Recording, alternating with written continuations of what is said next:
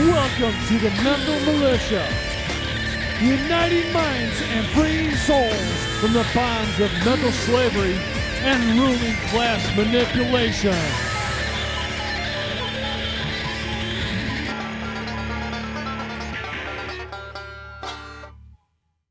Okay, and welcome to the dumbest, shittiest, most pathetic, most fucked up COVID disease X riddled podcast that has ever existed since the dawn of humanity.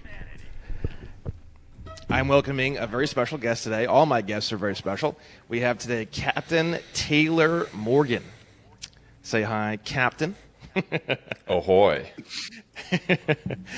We're going to be going through a video today where Taylor was pulled over, and we're going to be critiquing it and talking about different options and stuff like that. I know this video is going to get like 480 billion comments, so because everybody wants to chime in on this particular subject.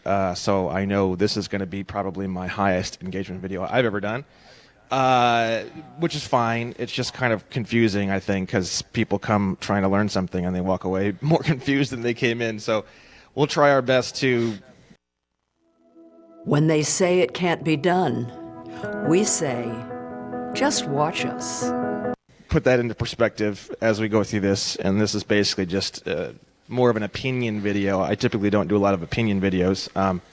This is going to be probably the most opinion-focused or opinion-centric video I've ever done. So keep that in mind as we move through this. In terms of you, I'd like to share a little bit about you. Can you tell, I'm going to put your Instagram up here, and I'd like you to just tell a little bit about your background and who you are and what you are. Because I think, if I'm wrong, correct me, but I believe that your whole kind of brand is sort of associated with what we're going to be looking at in the video. Indeed. Yeah, health, fulfillment, and freedom. So I don't post content on the type of freedom that we are going to be talking about today until I won't post content about that until I understand it to your level of understanding. But when it says freedom there, first and foremost, it's talking about like physical freedom, like being able to do what you want physically, mental freedom, freedom from your own inner voice that is holding you back, emotional freedom. So that's what I mean by that. And then health, yeah, living your healthiest, most fulfilling and free life. That's what I'm all about. I love it. Yeah, and I think that kind of, from what I can tell, that kind of kicks into what we're going to be talking about today. Even though, because there's a lot of people who wait a really long time to engage in this way with police and that kind of thing. And that was me, by the way. And you just kind of jumped right into it. And I know there's been a lot of people, even on my end, who have jumped all over me, being like, "What the hell are you doing sharing this? This is like a terrible example, blah, blah, blah, blah." And I'm like, no. This is a wonderful example for people who learn about this information and they go out same day and they get pulled over and they're ready to fucking rock. You know what I mean? Yeah. So, I'm a very much fuck around and figure it out type of guy. So yeah, shout out to go ahead. I was going to say what I've found and what I'm imagining is that what we're talking about now and the stuff that you teach is like next level health.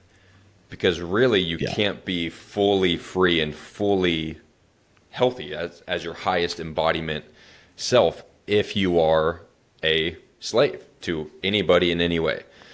So, it's excited to get into this. And this video that we're going to watch is by no means the best example because I just fucked around and found out. I was like, okay, let's see how this goes. That's what I liked about it. That's why I was like, fuck yes. That's why I shared it, because I was just so into, and I'll talk a lot about that because I'm a fan of fuck around and find out as long as it's within the confines of some semblance of emotional stability. That's really the key to everything, right? And that's why I really enjoyed your video, which we'll get into in a moment. But big shout out to Joe Lustica. Joe Lustica is one of those kinds of people who would fit this kind of category. He stayed up all night when he first learned about my website. He stayed up all night. He read my whole State National Authority page, and then he didn't even sleep. And then the next day, I believe it was the next day, he filed his first affidavit. I don't even remember what it was for. I think he sent something to the state or something, and he typed it up, and I'm just like, what in the bleep? I'm like, are you kidding me? Like, Joe Lustica came out of the gate like red hot, going 15,000 miles an hour. So there are people like that out there, and I think this video, I definitely was not one of those people, even remotely. So I think this video will be very cool for that type of category, people who may be new to this. Okay. With that said, I think one of the reasons that allows me to do that is because even though I don't like know the information to be able to repeat it in this way, I know it in my being. Like I've felt this way in my soul for a long time. And then especially after consuming your content, it just breaks it down. It's like, okay, so this is real. What I have been feeling this whole time, that we shouldn't be slaves to these quote unquote laws and regulations. Like, I know this in my being. So that's what allows me to take these actions in full faith that everything will work out exactly how it's supposed to. 1,000%. I agree with you entirely. It's just, I get a lot of messages too where it's like, I've always had this terrible feeling going to the DMV. I always knew something was wrong. I always knew, blah, blah, blah, blah, blah, blah, blah. Yeah, it's funny how you do know. That's the most amazing thing. We all really do know, So real quick, let's do a sound check on this. I want to make sure this is getting shared on your end. So I'm going to hit play, and I just want to make sure you can hear it, okay? You have no license plate on your car, and you... Can you hear that? Good. You can hear that, Taylor? Yes. Yep. Perfect. Also, we're... All right, so here's the video. We're going to go through it. This is on the Captain's channel. We can click on this, Captain's Lifestyle channel, okay? And How are you? Wonderful. How are you? I'm going to go ahead and just hit play, and then we'll just pause it. It is kind of a long video. We'll see. We'll get through the whole thing. I might skip over some sections, okay? So let's just get rolling on this. You ready? Let's do it. Hell yeah, let's go. Oh, what's the emergency? The reason I stopped you is you have no license plate on your car, and you also were going above the speed limit. Okay. In case you had about 52, and the speed limit was 40. You have your driver's license, registration, and insurance? No. Do you have a signed warrant or probable cause proving that I committed a crime? Committed a crime. With a victim? You Who's the victim? Committed 2 violations. Who is the victim of what crime? You violated 2 vehicle codes. No. You did. No. No. So real quick. So obviously, it goes without saying, this whole video is from a very masculine point of view. Like, no woman's gonna watch this and be like, oh, I could do this. Women would handle the situation completely differently, and frankly, I think most women would actually be more successful at this than men doing it, because I think that men have a tendency to get into a little bit of friction. Yes. We just kind of, that's what we do. You know what I mean? So getting into friction is in my opinion, it's a surefire. It's like wrapping cinder blocks on your legs and throwing yourself into the river, like mafia style. Because once you lock into that energy with the other person, it becomes extremely difficult to get out of it, because there's no affinity, there's no understanding of the other person, there's no like concrete base to like base anything off of. So it's like you're already assumed to be an enemy, and then when you start getting into the friction, now you start getting into that, and there's no way out. Like, basically, that's the way I look at it, right? Like, if you knew the officer, or you had seen the officer before, or like it was at Starbucks and you were like, oh hey officer, blah blah blah, and then later on you were pulled over and you recognize that officer, and that officer recognized you, it might be a little different. Like, you could maybe do that a little bit, and there's more of like a leniency or a leeway there, because there's something already kind of there. They at least recognize who you are. But especially with a female officer, and then like you being like fucking looking like Thor and shit, it's just like, I just feel like the whole thing just goes into a dark hole very, very rapidly. Yeah, and I understand this is one of my biggest areas of opportunity, is how to engage in these types of situations with more tact.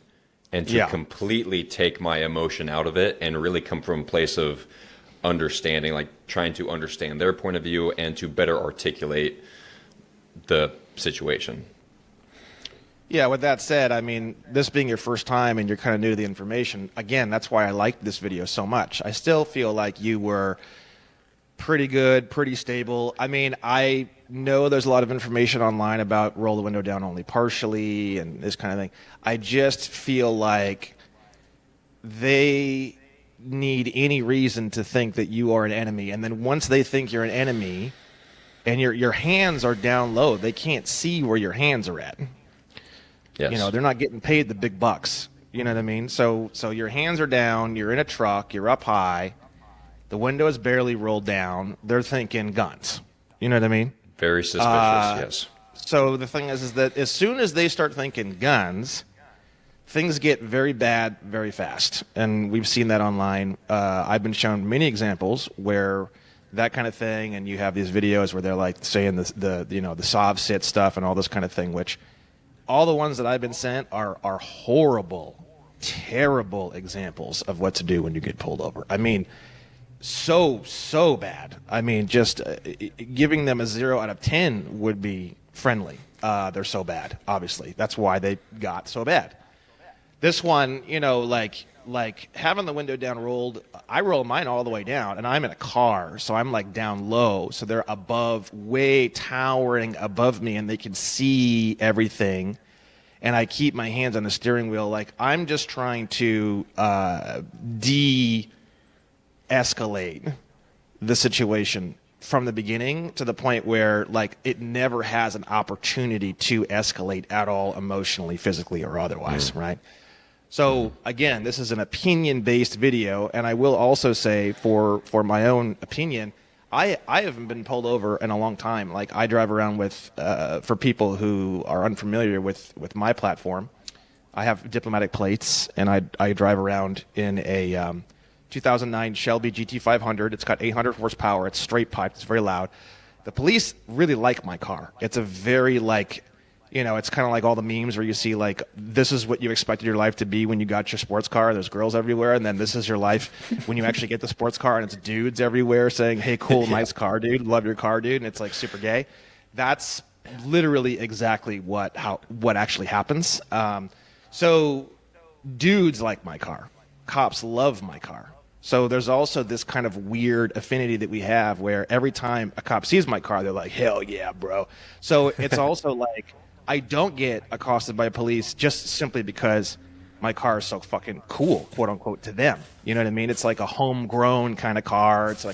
It's not some like super high-end McLaren where they're like, fuck this rich piece of shit, blah, blah, blah. It's a GT500. It's like, I paid $28,000 for it. It's like, and it's like, now it's fucking 15 years old. So it's like, whatever. They just like it. They like the way it sounds. They can tell I've done a lot of work to it. So there's this high level of respect that I already have, this high level of rapport that I already have with an officer to the point where they don't even pull me over. I could do almost anything. And then my motorcycle is kind of the same category. So when you're in a nondescript car that may not build any like kind of automatic affinity, like for example, you ever see a guy in a fucking 1969 fastback Mustang pulled over on the side of the road by police? Unlikely. No one has, because it doesn't happen. Because the amount of respect that almost every officer of the law has for a car like that is like, whoa, cool, badass car. Like, they're not going to even pull you over, okay? Now, the more I've also heard you looking car... Well, go ahead. I don't want to talk forever. Go ahead, Taylor. I've also heard you talk about this from a more energetic perspective, like vibrational perspective, like because you are completely free and clear from the game that they are playing, there's like a karmic dissonance, like you're not attracting those situations. Me, yes. Clearly, there is still some karmic reason that I'm attracting this in my life, right? Well, let me throw something out there at you, because maybe this is true, maybe it's completely false. As a content creator and as somebody who is an online personality, do you I mean, is that I mean, this is a great opportunity to create content too. So it's sort of like, even from a karmic aspect of getting pulled over for something positive, it doesn't necessarily mean that, oh, I'm getting pulled over, thus there must be something I'm doing to karmically deserve that. It's also could be, I'm getting pulled over because I want to practice, or I'm getting pulled over because I want to create content, or this is an excellent opportunity to create content. Or it could be, I'm getting pulled over because as a man, I want to test my ability to be masculine and deal with a masculine situation. It could be, it doesn't need to be something negative necessarily. Yeah, no, that's absolutely not what I mean by karmic. I view situations as they are. One of my favorite quotes from Shakespeare is, "Nothing is either good or bad, but thinking makes it so."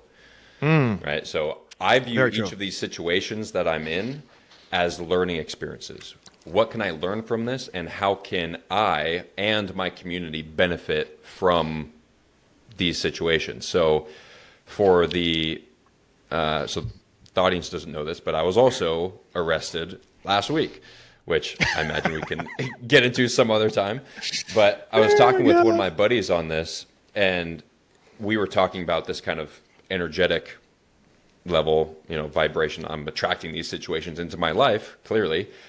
And he brought up a good point that there may still be some level of a need to feel powerful in me, that I'm just so anti-authority that I need to be free and to feel powerful, specifically regarding this last situation. But there may be some aspect of that to it.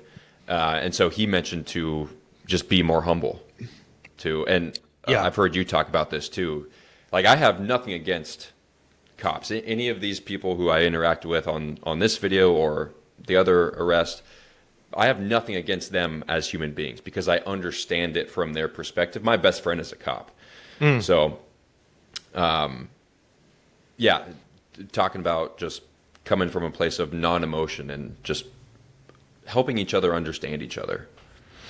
Yeah, it's the more you learn, the more you realize that the law is actually there to benefit you, and you're just getting accosted, and it's just not really that big of a deal. But yeah, it just takes a while to learn all that and figure it all out and figure out how to apply it. But I feel like a lot of the stuff that we're going to get into in this video, it's almost more along the lines of diplomatic relations / psychology rather than legal, honestly. Yes. So let's get back into this video. Let me just share the screen again. People always ask me all the time, what would you do? What would you do? What would you do? Again, it is theoretical, very theoretical. But to answer the question, what would I do? Do you have license and registration? I don't qualify. I don't legally qualify for a license. Why do you not legally qualify for a license? I am not a resident of any of the 50 states. That's all I would say. It would be perjury, which is up to 1 year in prison, for me to sign any documentation stating that I am a resident of any of the 50 states. Thus, I do not have a driver's license because it would require me to sign under penalty of perjury that I am a resident of one of the 50 states. So that's why I use my passport, and I have a private motor carrier DOT number at the federal level. The state level does not allow me to have foreign registration. The federal level, I can have foreign registration, and I would present to them the DOT. So if you go on to, let me share my screen. DOT number lookup. So anyone, you don't have to be a police officer, anyone can do a DOT check. Okay, and I'll show you how that works. It's very, very simple. It's time to rediscover the human soul. Not the mystical, the metaphysical, or the supernatural. We're talking about the source of your abilities, your motivation, your vitality. The thing that makes you, you. We're offered a dream of convenience, but what of self-fulfillment, happiness, peace of mind? No more speculating. No more of this or this, but this. It's time to find out for yourself. To look. To know. It's time to rediscover the human soul.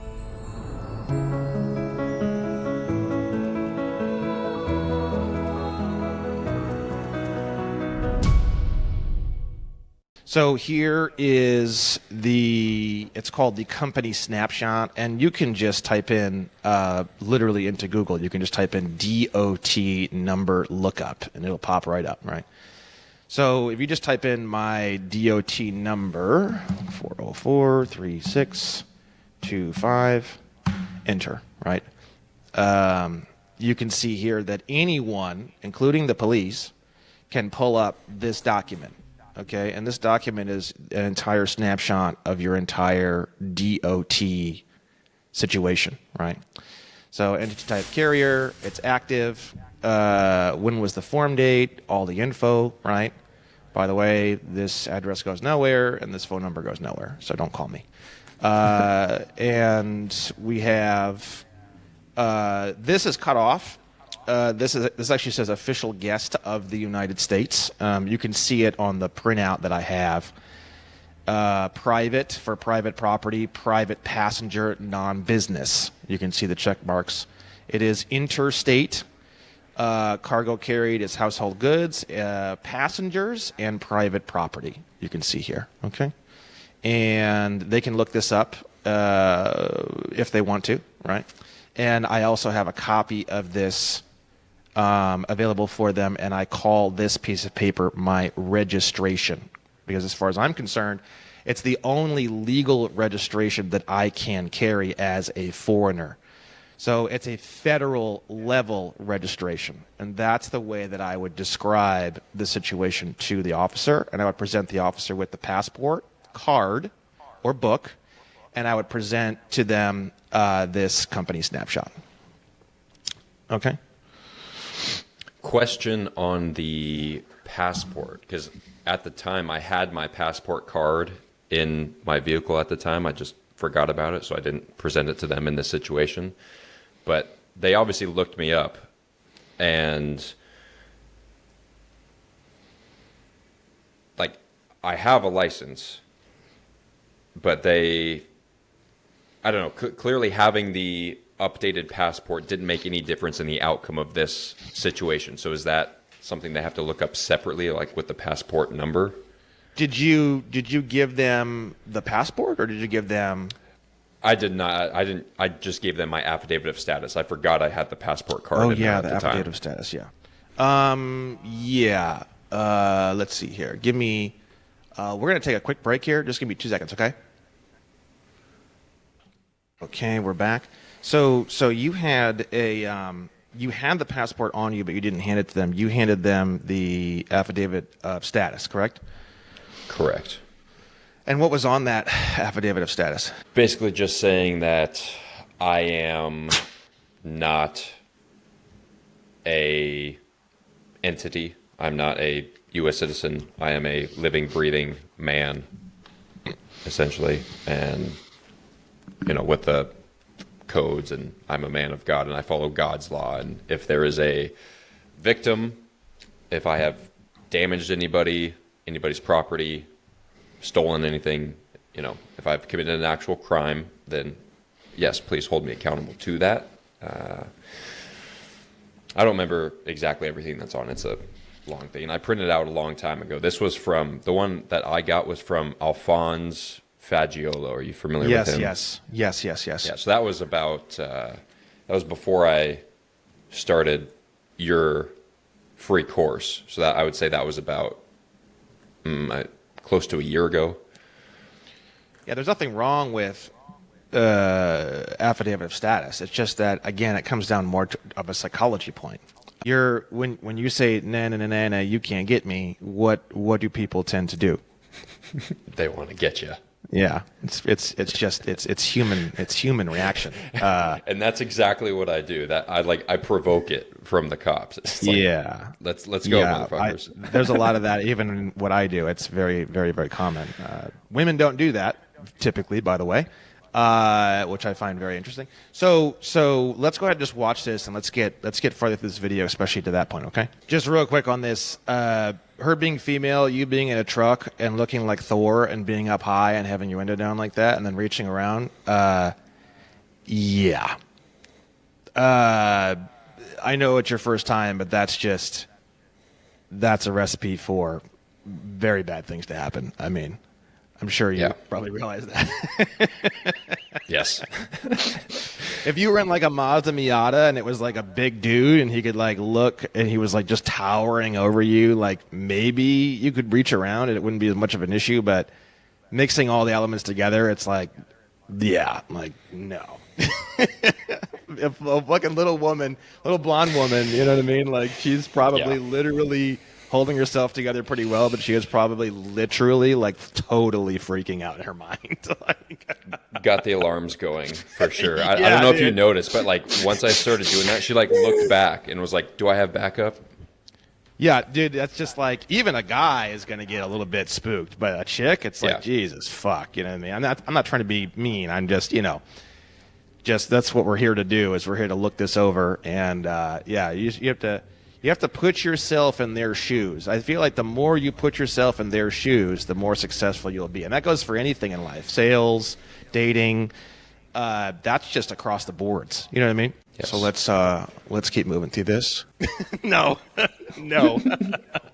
I do love that. I mean, even getting water, I would drink it and I would put it up on the dash. Especially being in a truck. You're in a truck, right? Mm-hmm. Mm-hmm. Yeah, Tahoe. like I would literally have my hands above the window line basically the whole time. I would never put my hands down below not because I'm scared necessarily. You know what I mean? Just not to give them a shadow of a doubt. Well, like I said, if you start to get into hostilities and you start to get into freaking them out, it's very, very hard to get out of it. That's the thing. It's like stepping in a bear trap. Once you step in, it's going to be tough to get out. You're kind of fucked. It's like anything you can do to keep it from going in that direction is so important, especially on the front end, because if you can keep it out of that black morass, then you have a really, really good chance of handling the situation really well. Once you step into that bear trap, the difficulty level rises like 100x. You know what I mean? Both of our guards are up. Yeah. That just creates friction. Yeah. So let's keep rolling on this.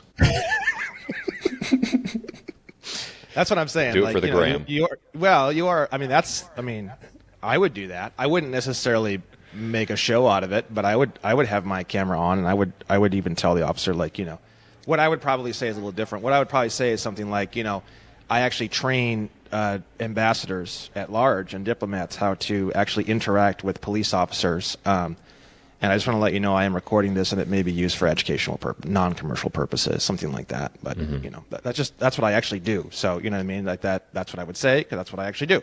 So if it would have never gotten bad, they probably would have never asked you to step out of the vehicle. So now you're in the bear trap. You see.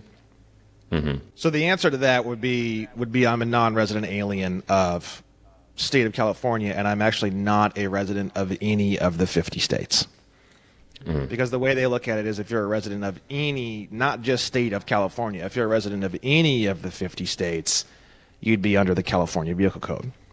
But the smart way of saying you don't have jurisdiction over me, you can't get me, is I'm not a resident of any of the 50 states at all. It's saying the same thing, but it won't trigger an emotional defensive response.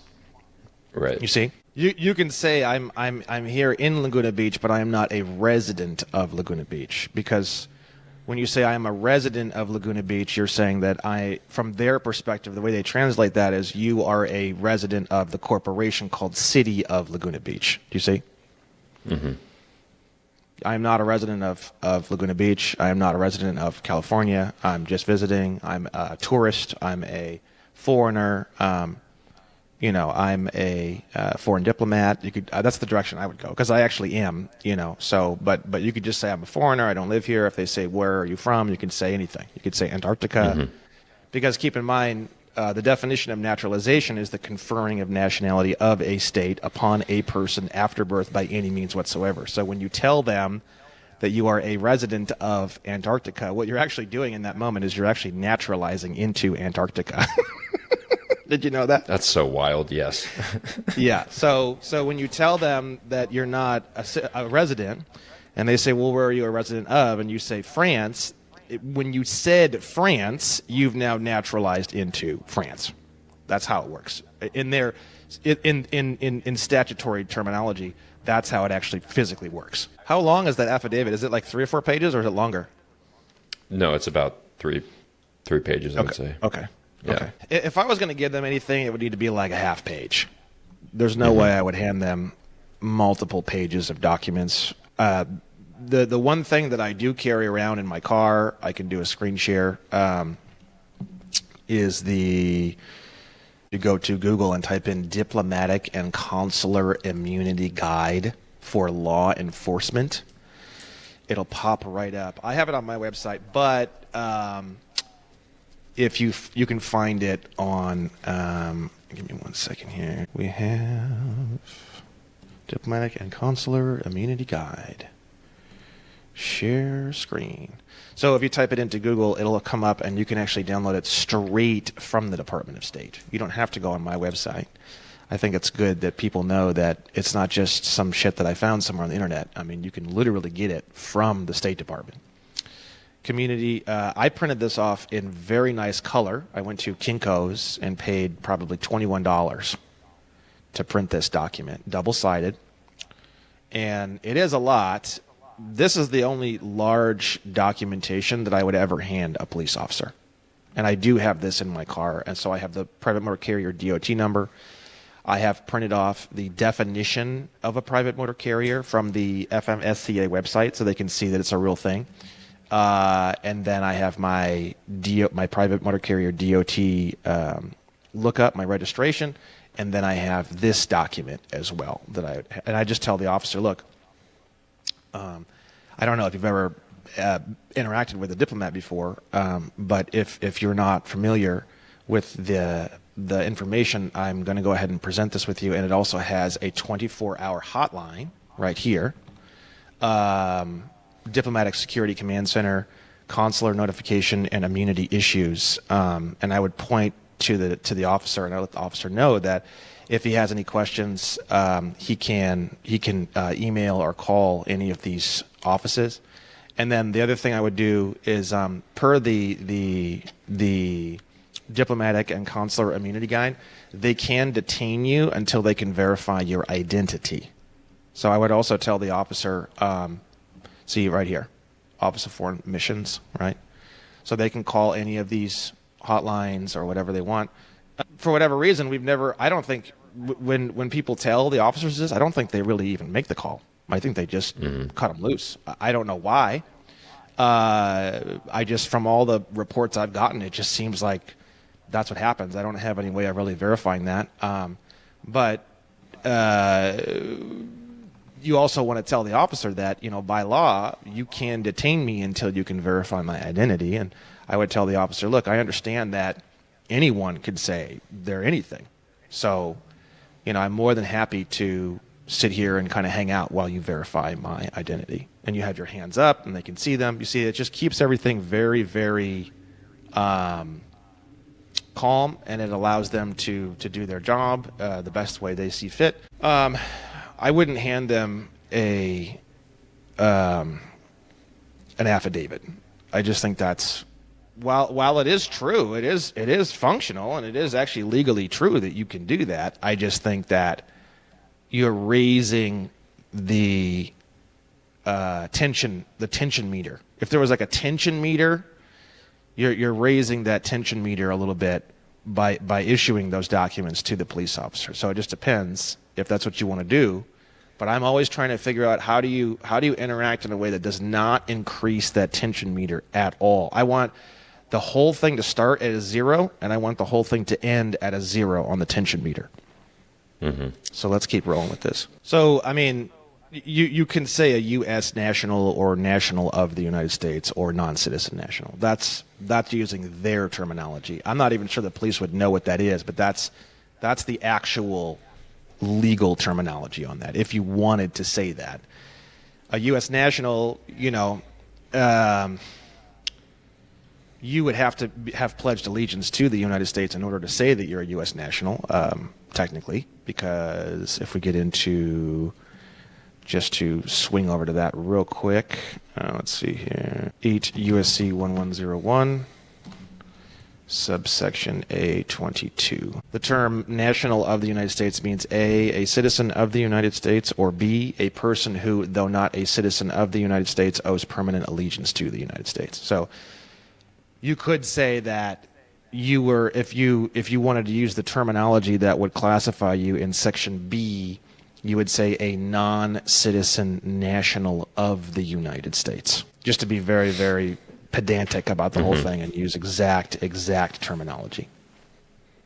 Going back to... But like you said, I don't imagine the cops know, like they would have any idea of what that means. Possibly. There is a lot of information, even in the Diplomatic and Consular Immunity Guide, about U.S. nationals of the United States, and non-citizen nationals. There's a whole section. So you could even say, I'm a non-citizen national of the United States, and you can even say in the Diplomatic and Consular Immunity Guide, there is information about that if you would like to know more from the State Department directly. So let's continue on this video. Now, if you notice, look what she's doing. What is she doing right now? You see it? Mm-hmm. What is she doing? Can you see it? She's looking. Looking for what? Trouble. My hands. She's looking for your hand. She's looking for weapons. She's looking for knives. She's looking for guns. She's looking for bombs. She's looking for everything, right? I do have to admit, they're also pretty fucking calm. It's honestly impressive on both sides of the spectrum. It's impressive on your end, and it's also impressive on their end, to be honest with you. This could have gotten a whole lot worse. It's like... I like that. Yeah, I like the fucking fucking way that's happening, bro. Yeah. It's funny. I just looked this up. I think today or yesterday I was doing some research on the word identity. Identity, the actual legal definition of identity means like verification of sameness, meaning verification that one thing is that of which it says it is, or it is the same as something else. Like, is this your name? Like, you are identifying with that name. Or is this your car? You are identifying the fact that you and the car have some sort of sameness of possession, right? So you also have to keep in mind too is that the definition of the term identify means sameness. So what it's a relative aspect. They're asking you, they don't realize this because they don't know the definition of the word identify, but the definition of the word identify would be sameness, or a relativity between you saying that you are something or some name or some symbol, and then it being verified through some third-party source that you are that thing or name or symbol. So failing to identify, if you take it really literally, the word fail means attempting to do something and then your intended intention was not completed. That's the definition of failing. And then identify would be to verify sameness. So failing to identify is kind of a really weird terminology if you really break it down, because failing to prove through a third party, attempting to prove through a third party source that you are the same as some symbol or word or name, and then through the activities of you attempting to do that, you weren't able to do that. So if I was said that I failed to identify, I would say, well, identify means sameness. So what is the sameness of which you are trying to verify that I am the same as? They're not going to be able to answer I think that would just blow their mind. No. Yeah, they're not going to be able to answer that question. But it gets them to think. It's like, I would like to identify, but I need to be able to identify in a way to where I'm not failing. How can I do that? You see? You would put that problem on their doorstep to figure out. I can't give you a driver's license because I don't legally qualify to have one. I would like to identify myself, but I'm honestly not sure how. Can you help me do it? Now you flip the whole thing around on their doorstep. You see? The traveling versus driving thing has gotten so bad that you so much as even say that, and the tension meter just goes to like fucking 10 instantly. So it's just pointless. It's very sad. I'm not saying it's correct. I'm not saying that it's bad. I'm not saying that. I'm just saying like it just is what it is. I would personally never bring up driving versus traveling. That's just like waving a gun in the air. Is that because the sovereign citizens have kind of overused I that? I just wouldn't ever bring that up. That's just not. It's just too lost. Meaning like, it's got so much emotional reaction, and there's so much information online about it, and it's so associated with. It's just like, it's like we've lost that. That's just like gone. You know, in my opinion. The guy you're with is pretty fucking good too, honestly. Really impressive the way that he was handling the situation. I mean, it is a lot easier for him because he's not in the hot seat. You know what I mean? See, they're freaked out. You got them freaked out, looking around, asking about weapons, like they think you've got guns. The weapon. Yeah, when they think you've got guns and they think that you'll use it, ooh, that's bad.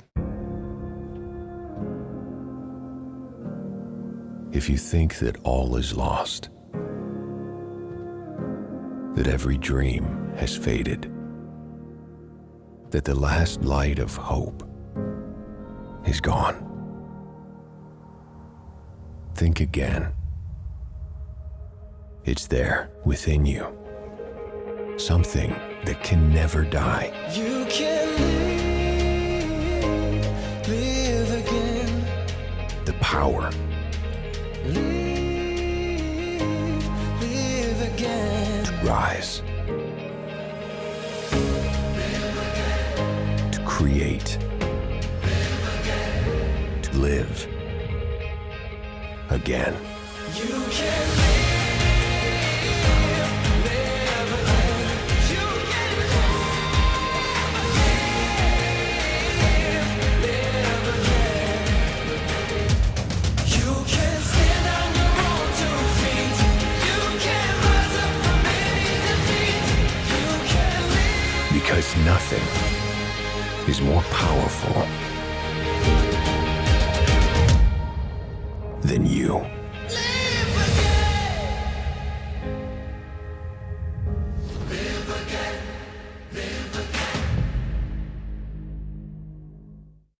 And by the way, that's typically why they want you to get out of the car, because they're so nervous about weapons and guns and your hands being down and they can't see anything, and that's why they just want to get you out of the car. They just want to get you out of the car. They just want to get you out of the car. It's actually a defensive mechanism. I know there's information online about then they can do stuff and I don't know. There may or may not be some truth to that. I really do believe there is a real fear and terror associated with the idea that there could be guns ablaze in here any second. You know, there's a lot of stuff on it online. There's a lot of videos on it online. It is everyone, whether they're on the actual sovereign citizen side of the spectrum, meaning like if they really believe that kind of crap and they really do act that way, or even people who don't and they actually take this very seriously and they study it for a long time and they really know what they're talking about, it typically is statistically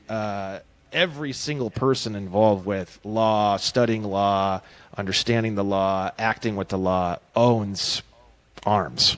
I mean, I couldn't even imagine a person getting into this that wouldn't own arms, to be honest with you. So statistically, anyone they encounter that's going to be talking about any of this information in any way is going to be an owner of some sort of arm or firearm. And that's true. That's actually factually true. So keep in mind that if you so much as even start talking about anything about the rights, the Constitution, your rights, the law, anything, like they probably think, you know, arms or firearms, because that's factually true. I mean, have you ever met anyone who's into any of this stuff that doesn't love and own guns? I mean, I don't think I ever have, ever. Yeah, it's definitely the majority. Yeah. So there you go. You know what I mean? So is this nervousness justified? I mean, I would say yes. Absolutely. You know what I mean? Yeah. That's good. I would have definitely turned the car off. I like stuff to yield you. Me too. It's fun. So he must have read or at least skimmed over your affidavit to say something like that. Yeah. He clearly did. I mean, if you want like the actual, I mean, you can even print off the definition of a U.S. national from 8 USC 1101 subsection 822, and then you can also print off. Let me see here. I mean, if you want to carry all this shit, I wouldn't hand all this to them, but it would be nice just to have a few things to hand in case the officer like this, which is I think is kind of rare, where you're going to see an officer who will actually have discourse with you, which is pretty cool, especially after how much tension there already was. Him being willing to come in and have a communication with you is pretty cool. He sort of brought the tension level of the interaction way down, which is very, very kind of him to do and very admirable, right? You could have 22 USC 212 persons entitled to passport. You could print this off and have this available. I wouldn't just hand him a stack of papers. But in a situation like this, you'd say, I'm a U.S. national and I have a passport, because you have to, you can look at, and all they need to read is just this one sentence. It's not like they have to read a whole freaking affidavit. The sentence says that no passport shall be granted or issued to or verified for any other persons than those owing allegiance, whether citizen or not, to the United States. And you would just say, I'm not a citizen, but I do owe allegiance to the United States. I don't know how the hell that would process in a police officer's mind. It could process in a way where he starts asking you additional questions. He might just shut down and say, fuck this. This has got to be some fake bullshit, blah, blah, blah, whatever. And if you get that kind of reaction, just say, officer, just look on your phone, type in 22 USC 212, and it'll pop right up. You don't need to use my print off, I don't know how that would roll out, but I'm just saying, if you wanted to use the exact specific terminology and you wanted to show exact specific references, which is what I would be doing if I was in the situation, that's what you would show to show that you are not a citizen of the United States, but you do owe allegiance to the United States. Okay? So a U.S. national, a non-citizen U.S. national is not necessarily bound by the California Vehicle Code. Again, that's like saying, nah, you can't touch me. So I don't know if I would even say that. But if I was in really, really good rapport with the officer, I may say something like that. But I would have to be. It's kind of like a video game where there's a bunch of different meters. You have a rapport meter, you have a pressure meter, you have a tension meter, you have a fear meter, and it's kind of like the dash cluster on a car. You know what I mean? And it sounds complicated. It's sort of like the memes where you see like women are so complicated they'll never understand them, and then it'll be, yeah, but men understand this, and it shows the cluster of a fucking car cluster. I think these are so funny, It's like so the idea that, oh, this is so complicated and oh, Brandon's making it so complicated. No, I think that this is the world we live in. It's the dash cluster of a car is really the things that you should know when you're operating a car. When you're working with a woman and you're interacting with a woman, there's a fun meter, there's a safety meter, there's a passion meter, there's a sexual meter, there's all these different things. It's like you should have your idea and your pulse on these various things, and I think this is no different. You know what I mean? This discourse is really great, by the way. I think this is fantastic. If this kind of discourse occurred more often, there just wouldn't really be a lot of issues between people and the police in general. This is what it's all about, and this is one of the things that I really enjoyed about this video. But now, real quick on this one, if you really want to get into the driving versus traveling thing, I feel like I'm just now thinking about it, because this is kind of getting me to kind of cook my brains a little bit here. This is how I would do the driving versus traveling. I would go and print off, and I think I actually did print this off and put it in my car. I forget all the things I have in my car. I wouldn't hand the cop a whole stack of shit, but I have like certain things that, if needed, I would like to be able to show them rapidly.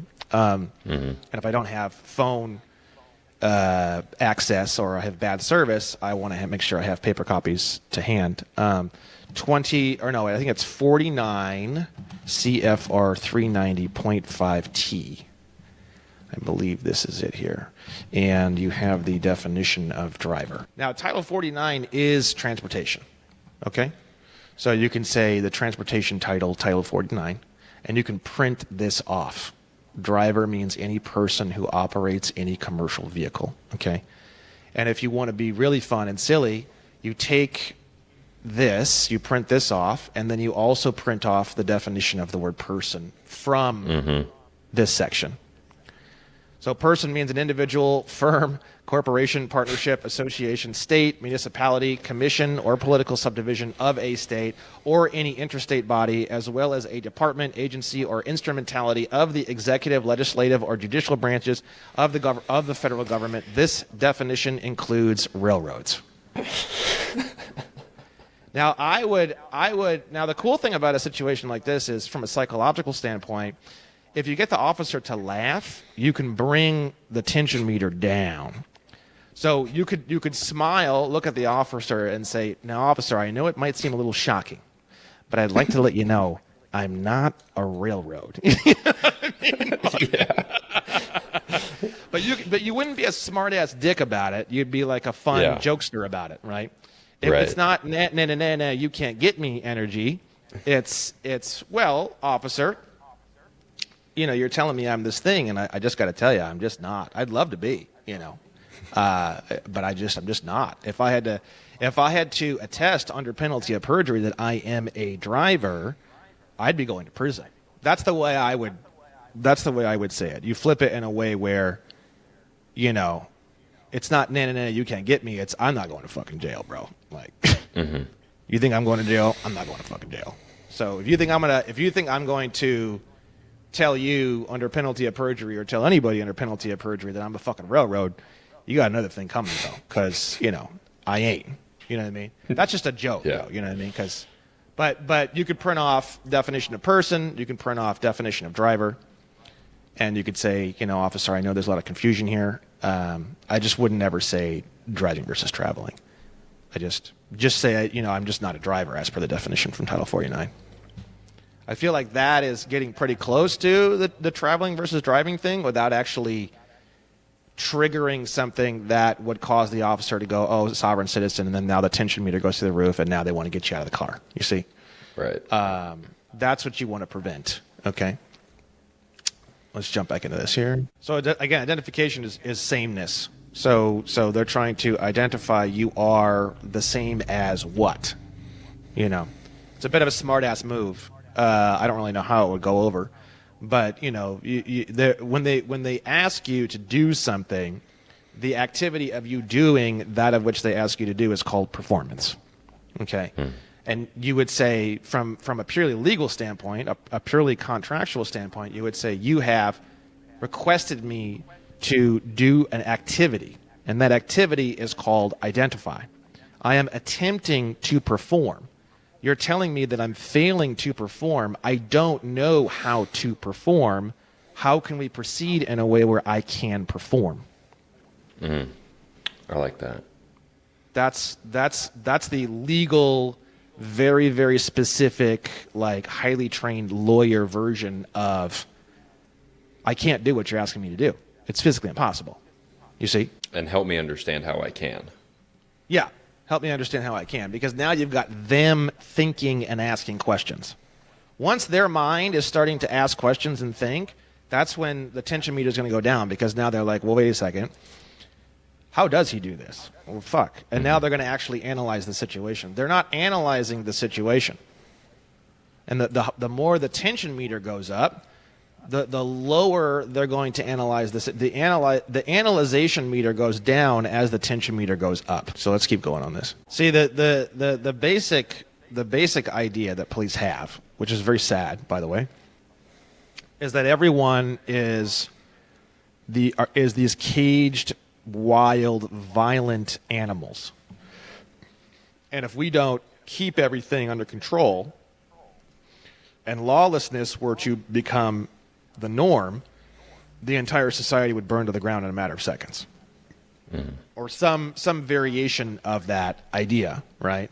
So Chaos. The problem is that they, in their own mind, are attempting to prevent chaos. And when you say, blah, blah, blah, all these different things, they think lawlessness, they think the silverback gorilla is getting out of the zoo and killing children, and they get nervous. But they get nervous from a point of view that's actually, from their own perspective, very helpful, you see? Mm-hmm. That's the issue. The issue is that the typical human being is not an evil, psychopathic villain that as soon as you release the chains, they're going to rush out into the streets and murder as rapidly and as viciously as possible through bloodthirst.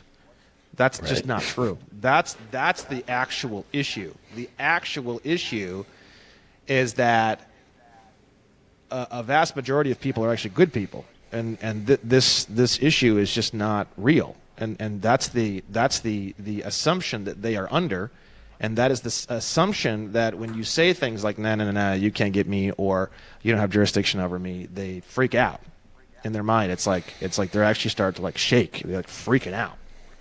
Mm-hmm. So when you say that, that's what you're going to experience. I think every single time I've had someone message me and say I was arrested, I literally trace it back every single time to the exact point when they said, nah, you can't get me.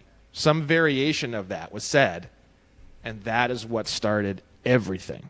That is what started the downfall of the interaction. Every single time.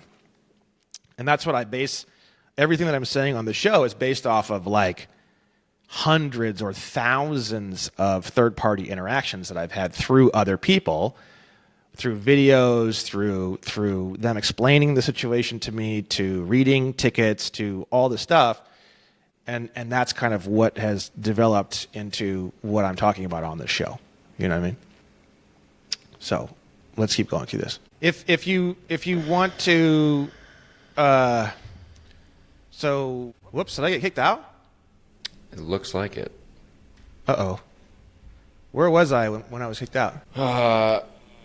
You're going over talking about jurisdiction and how that can cause their, the nana boo boo, you can't get me. It's like, okay, we're gonna arrest this guy. Okay, so it was just like a minute. It was just been like a minute or something? Yeah, it's okay, not good. long. Jesus Christ. Okay, good. Wow, that was weird. It said no internet connection, and I freaked out. Okay, so let's get back into that. Sorry about that. Let's see. Anything you wanted to say so far? I don't want to just anything you want to add or anything you want to. No, this is this is great. I'm absorbing the information, and it's good to get another breakdown of this. Okay, cool. So let's keep going. I don't think I said anything. Oh, I was going to say, I think when it cut out, I was going to say another thing you could print out if you want to, just to have as reference material, is the definition from Title 49, that same definition we were looking at earlier. The definition of commercial, you can see here, driver means any person who operates any commercial motor vehicle. So operates has a special definition. I wouldn't get into this one with the officer. It's just way too complex and convoluted. But you could print off this one, and then you also could print off commercial motor vehicle. So you could say, in accordance with Title 49, I'm not operating a commercial motor vehicle as per the definition from Title 49, which would be this one here, right? Commercial motor vehicle means any self-propelled or towed motor vehicle used on a highway in interstate commerce. Now, keep in mind, the word interstate means between states. Intrastate means inside of a state. Interstate, and they actually have that, you can see that even here, in the DOT motor carrier lookup, the company snapshot. If you go down, I can prove that very, very rapidly right here. Right? Interstate, intrastate. See? Intra means inside of that state. Inter means in between states. There must be some lag because I'm not seeing whatever's on your screen. It's still the definition of commercial motor vehicle. Oh, yes. Let me. I'm trying a new way of doing this where I share just the tab because I think it'll come up better on the final product. Let's see here. So here's the company snapshot. And if you go down to carrier operation, you can see interstate and you can see intrastate, right? When you first get your private motor carrier DOT number, it defaults to intrastate. You have to actually log in to your online login. You have to actually fill out the same form, like an updated registration type form. They may have fixed this recently. I don't think they did. And you have to actually resubmit the form to get the interstate. You actually can't get, I don't believe you can get interstate on the initial filling out of the DOT. You have to actually go into your actual login and refile it. Which is a bit weird, but anyways. Every day, millions of people ask, what is Scientology? Here's an idea. What if you just take a look? See for yourself. What if you see for yourself No one else can see. who we are, No one else. what we believe, See for yourself. and what we stand for? Our doors are open See for yourself. to all people of all faiths in every corner of the world. Just look inside. You will know it when you see with your own eyes. So what is Scientology? See for yourself. Maybe it's time to look and decide for yourself.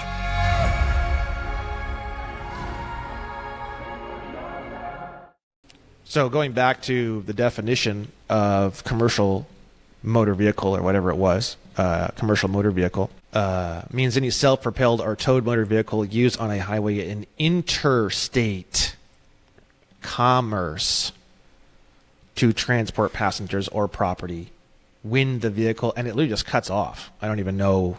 I've never seen that before. But that's fine. You can just cut it off right here. So you would say, I'm not operating a motor vehicle in interstate commerce to transport passengers or property. That'd be the same thing as saying I'm not driving. You could get into all the goofiness and the railroad and all that, but this is more specific, okay? And you just print that off and you just show the officer, look, I'm not operating a commercial motor vehicle, and it's not interstate. I'm not operating interstate. And I'm not, as you can see, and you can look around and you can even verify that you are not transporting your friend for any fee, rate, fare, charge, or any other compensation. That would be the question. Like if I was a police officer and I pulled somebody over, the first thing I'd ask the passenger is, are you paying any fee, rate, charge, or other consideration to be transported by the driver here, or the whatever? And if they said no, then fine. That's the question they should actually be asking you, right? That's the definition of legally commercial.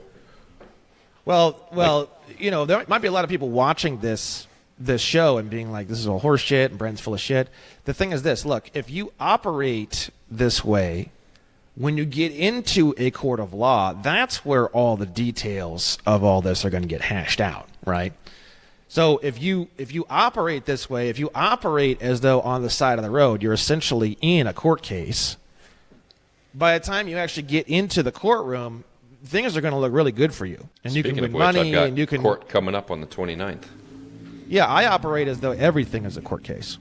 Every single word that comes out of my mouth is either building their evidence or it's building my evidence, right? And I mean that's just the way I operate in every area of my life. So I want to clearly communicate that there is nothing in the vehicle that is being transported for any sort of compensation, fee, rate, charge, or any other exchange of monetary value.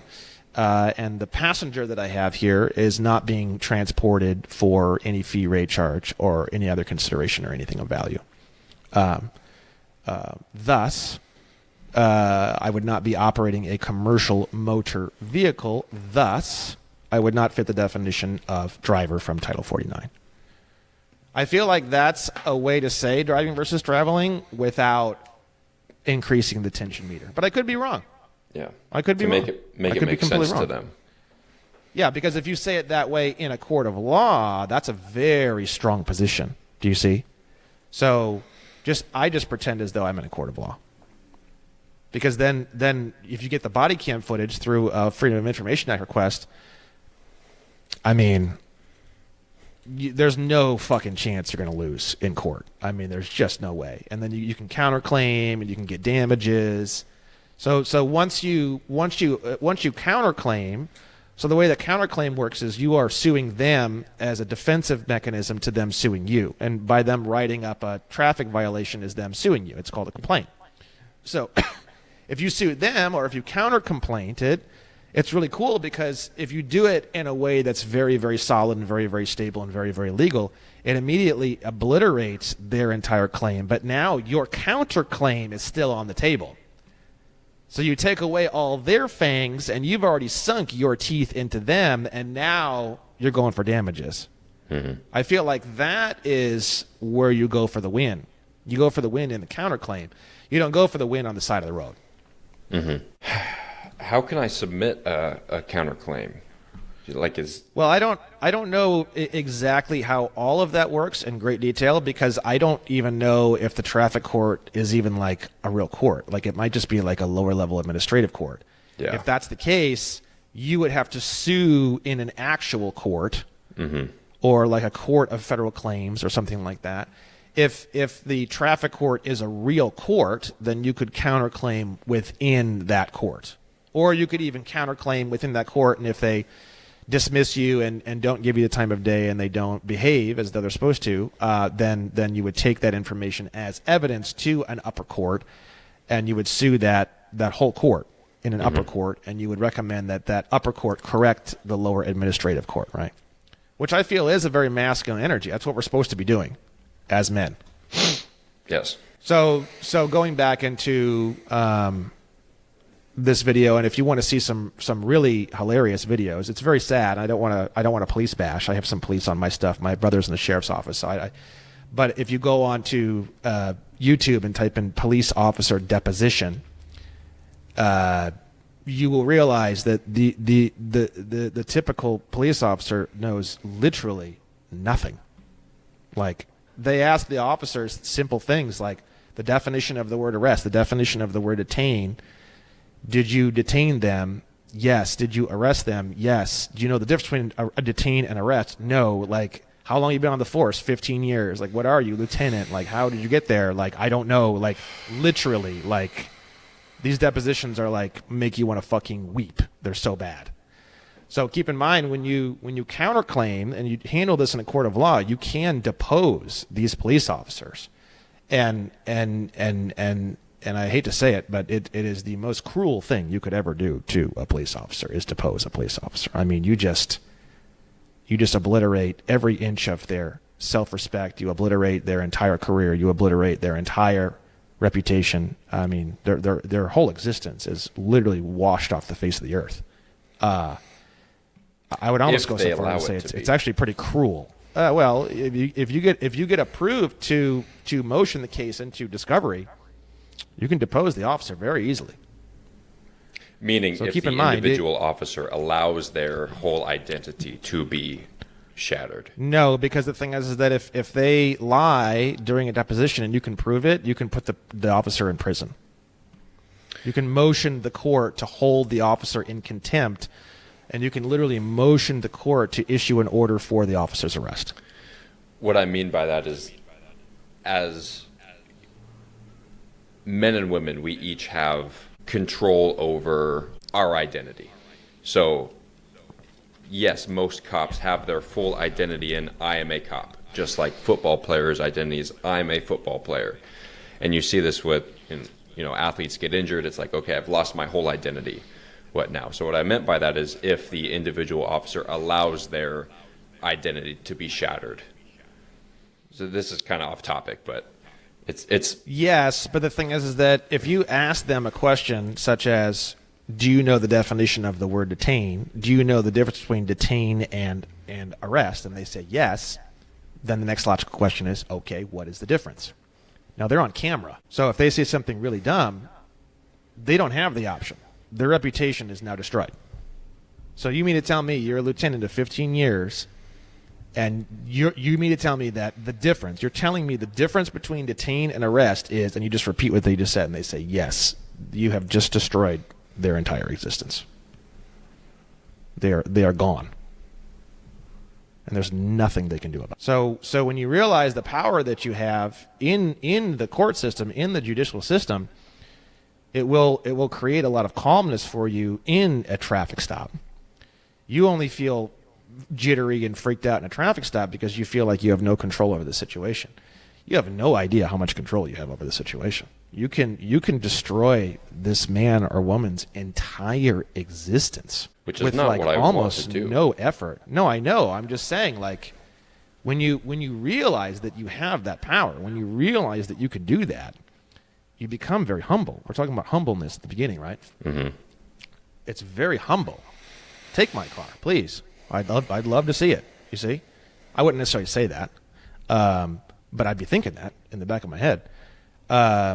It's just kind of one of those things where when you realize how the system works and you realize what we actually have here in the glorious United States of America / United States, the two countries we have here, it's actually really pretty awesome. That's the part that I don't think anybody gets. Anyways, so let's get back into this. Exactly. He's not going to understand that, but yeah, exactly. See what I mean? He's literally telling you exactly what I said, right? He knows, and this is the way cops think. If they let you go and they don't enforce the law, all hell is going to break loose. Yeah. All hell. The ground is going to tear open, and the minions of Satan are going to pour into the streets by the millions, and everything is going to be a wasteland in like 10 seconds. So state of California is a person, and that's the problem. Yeah, by definition, yeah. That's the problem, you know. So the assertion, right, and that's a beautiful place for litigation. The assertion is that your behavior has harmed the person called State of California. Okay, no problem. Now, they assert that. Now they have to prove it. You're innocent until proven guilty. Now you have to prove that the person called State of California has been harmed. They're going to be like, we've never had anybody ask us that before. You know, so it's an interesting conversation. Even that alone is an interesting conversation, you see? I mean, you could even go into what is the definition of victim and how does that work and how to qualify it and how to quantify it. I mean, you start asking a lot of these questions, you get people thinking. And that's the real danger. When you start getting people thinking, that's when really crazy things happen and really good things happen, is when people are actually thinking. When they stop assuming and they start thinking. And when you get Towards people the thinking, end. Yeah. Towards the end, a couple of them start to contemplate some of this stuff. And that's the power. That's the real power right there. See, the problem that they don't understand, and the problem I didn't even understand until like today or yesterday, is identify as sameness as. They're typing it in and they're saying that this natural person is sameness as the artificial person. That's the issue, right? It's the identification of sameness of two entirely different things. There is not sameness between these two things. Mm-hmm. The assumption that there is sameness between these two things, that's the issue, right? So identification, it's like I'm not failing to identify, actually. You're actually failing to identify. You're attempting to attach a natural person to an artificial person and say that there is a sameness or an identification between those two things when there is not. It is a physical impossibility for a natural person to be the same as or identified with an artificial person or an ens legis. And that's the issue. I'm not sure if I would say that, but it's good to know that like that's actually the technical aspect of what's actually occurring. Now, keep in mind too, the whole point of driver's licenses and all this stuff and everything else, it all comes down to the motor vehicle theft prevention program. This is basically like the entire operation of what police officers are trained to do. They don't understand that they're trying to do this. But if you look at like their activities, they pull you over, they establish residency, and then they want to establish identification, right? If you look in the motor vehicle theft prevention program, you'll see that it literally says that the whole point of it is to identify the driver of the vehicle and then verify that the driver of the vehicle is in legal possession of the vehicle. So what they're trying to figure out, the whole basis of all police traffic stops is the motor vehicle theft prevention program from 34 USC 12611. They don't even know that they're doing this, but this is the program they're operating off of. And if you read this program, you will see that this is everything they're trying to do. They just don't know that, right? They're trying to verify that you are in legal possession of the vehicle. They're trying to verify that the vehicle isn't stolen. They even say that. We just need to make sure the vehicle isn't stolen. You'll hear that a lot from them. They don't realize that this is what they're doing. They're just running through this program.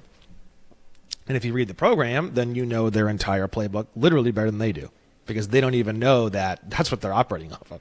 They know the technicalities and functionalities of the motor vehicle theft prevention program on a very mechanical level, but they don't understand that that's what it actually is, and that's what they're doing. Yeah, that trespassing was for not wearing a mask in the Austin airport. A week later, all the bans were lifted. See, they're trying to operate using the motor vehicle theft prevention program.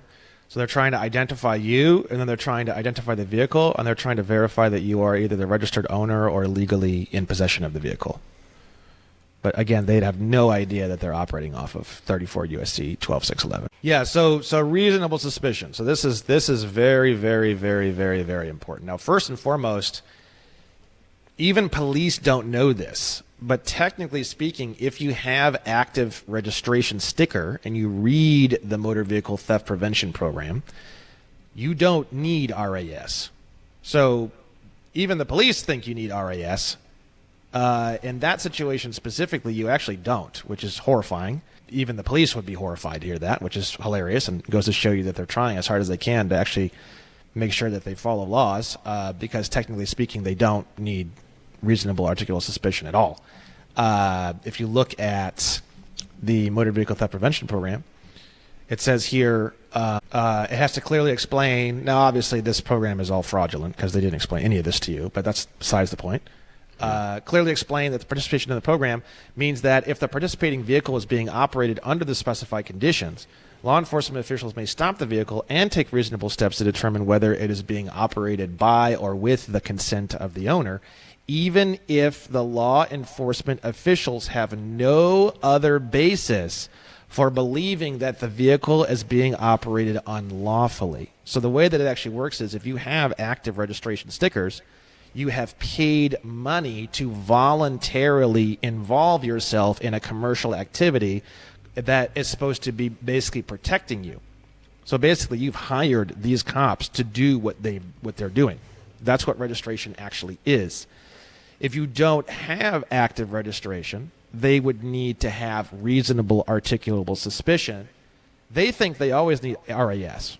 That's just plainly false. If you have a registration sticker, they do not need RAS. If you do not have a registration sticker, then they do need RAS. Now, what is reasonable articulable suspicion? Let me pull up another window here. You're following me so far, by the way? Yeah, this is great. So reasonable articulable suspicion. Now, if you say those words or RAS, the cop's probably going to think you're like a lawyer or you have police in your family or something, because it's not typically something that most people will say, right? So saying RAS or reasonable articulable suspicion immediately can lower the tension meter a little bit, because So this is just an article. We're not going to get into that. What is the legal definition of reasonable articulable stuff here? Let's see. I want to try to stay away from articles. Here we go. This is probably better. When an officer stops someone to search the person, courts require that the officer has either a search warrant, probable cause to search, or a reasonable suspicion to search, in descending order of what gives the officer the broadest authority to perform a search. Courts have found that the order is search warrant, probable cause, and then reasonable suspicion. So probable cause and RAS are two entirely different things. Probable cause is, let's see here, there has to be a reasonable basis for believing that a crime has been committed, or when there's evidence of a crime is present. Let's see here. Persons arrested without a warrant are required to be brought before a competent authority shortly after the arrest for prompt judicial determination of probable cause. So there's another area that you can very, very easily attack if you are arrested. Probable cause. Yeah, that shouldn't happen. Yeah. Well, well, that's another issue. You would have to request to be taken in front of a competent authority immediately. And I know a lot of guys who do that. They just keep repeating that over and over and over again. Let's see here. So probable cause, then we have reasonable suspicion. And then you have case law involving reasonable suspicion, right? And I guarantee you there's no case law on registration, because if people knew that registration was the theft prevention, the motor vehicle theft prevention program, they'd be pissed. I don't know what it is. It pissed me off. I don't know what it is about that, but it has a tendency to really piss people off when they find out that registration is 34 USC 12611. Boy, they get mad. I got pissed when I found out, man. I was so mad. I'm like, why am I so mad about this? I don't even understand it.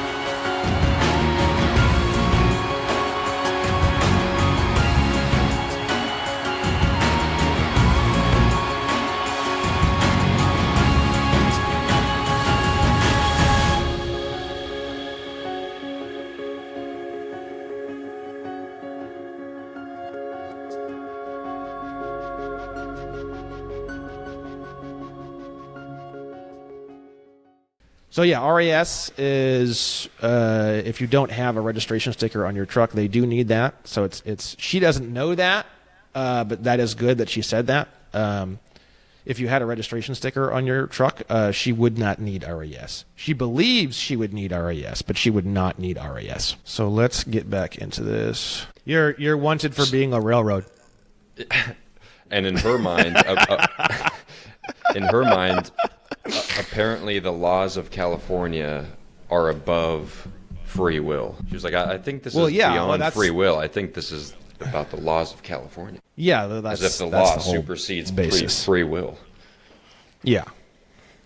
Yeah, well, like I said, there's 5 million different ways to attack this in a court. I mean, it's almost so easy. It's actually laughable to handle this. I mean, when you understand RAS and 34 USC 12611 and the basics of a contract and how to sign and how to endorse instruments, and I mean, there's no way you could lose. I mean, it's just impossible. The only way you could lose is by pulling out a gun and start firing and get murdered. That's the only way you can lose. There's no other way you can possibly lose. It's physically impossible, literally. You heard the officer. He kind of liked that. He liked that whole hands up so that you can see my hands kind of a thing, because again, they're just nervous. You're up high. You look like Thor. You know what I mean? So It's just kind of. It's amazing how they always use the word driver. They always use the word motor vehicle. Like they actually use the terminology. It's very, very specific every single time. I've read thousands of reports and thousands of videos and all the stuff and court cases, and it's literally always the same terminology. So it's very, very fascinating that they don't realize that the terminology they use is very specific, wildly specific. And that's why showing them the definition of driver might be very powerful. Just throwing out threats left and right. 148A1. We can look that up right now. 148A1. So real quick. So if we look at 148A1, real quick. Let me stop sharing here. Oops. So we have 148A1 on the screen.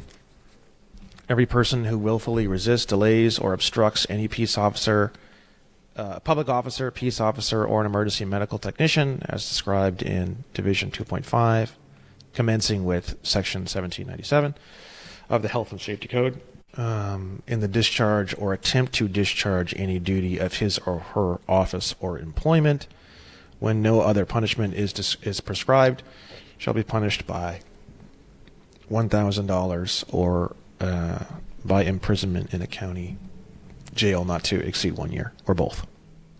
Now the thing I see on this right away is discharge or attempt to discharge any duty. So the word discharge means that they're locked into something they can't get out of, or locked into something that they feel that has to be performed in a certain way, and then duty. So the question is what the question is they were bound by some duty they felt like they had to discharge, right? So the basis of the idea that there was this duty, the duty was the fact that they have to enforce the California Vehicle Code. But again, the problem is that the California Vehicle Code is only applicable for somebody who is a resident of the state of California. So they are under the false assumption that they have a duty of which they have to discharge. They don't have a duty. Right. These are all assumptions. It's an assumption that you're a resident of California. It's an assumption that the driver's license identifies you. It's an assumption that they have a duty. It's an assumption that you are contracted into the California Vehicle Code. It is an assumption that the truck is or is not registered, or should not be registered. It is an assumption that registration is God knows what, when it's actually 34 U.S.C. 12611, the Motor Vehicle Theft Prevention Program. It's just assumptions. Everything is an assumption. Everyone is just assuming all these things. And when you start challenging all of those assumptions, they don't stand a fucking chance. No one does. Everything is based on assumptions. There's like 14 assumptions there. You start challenging all 14 assumptions?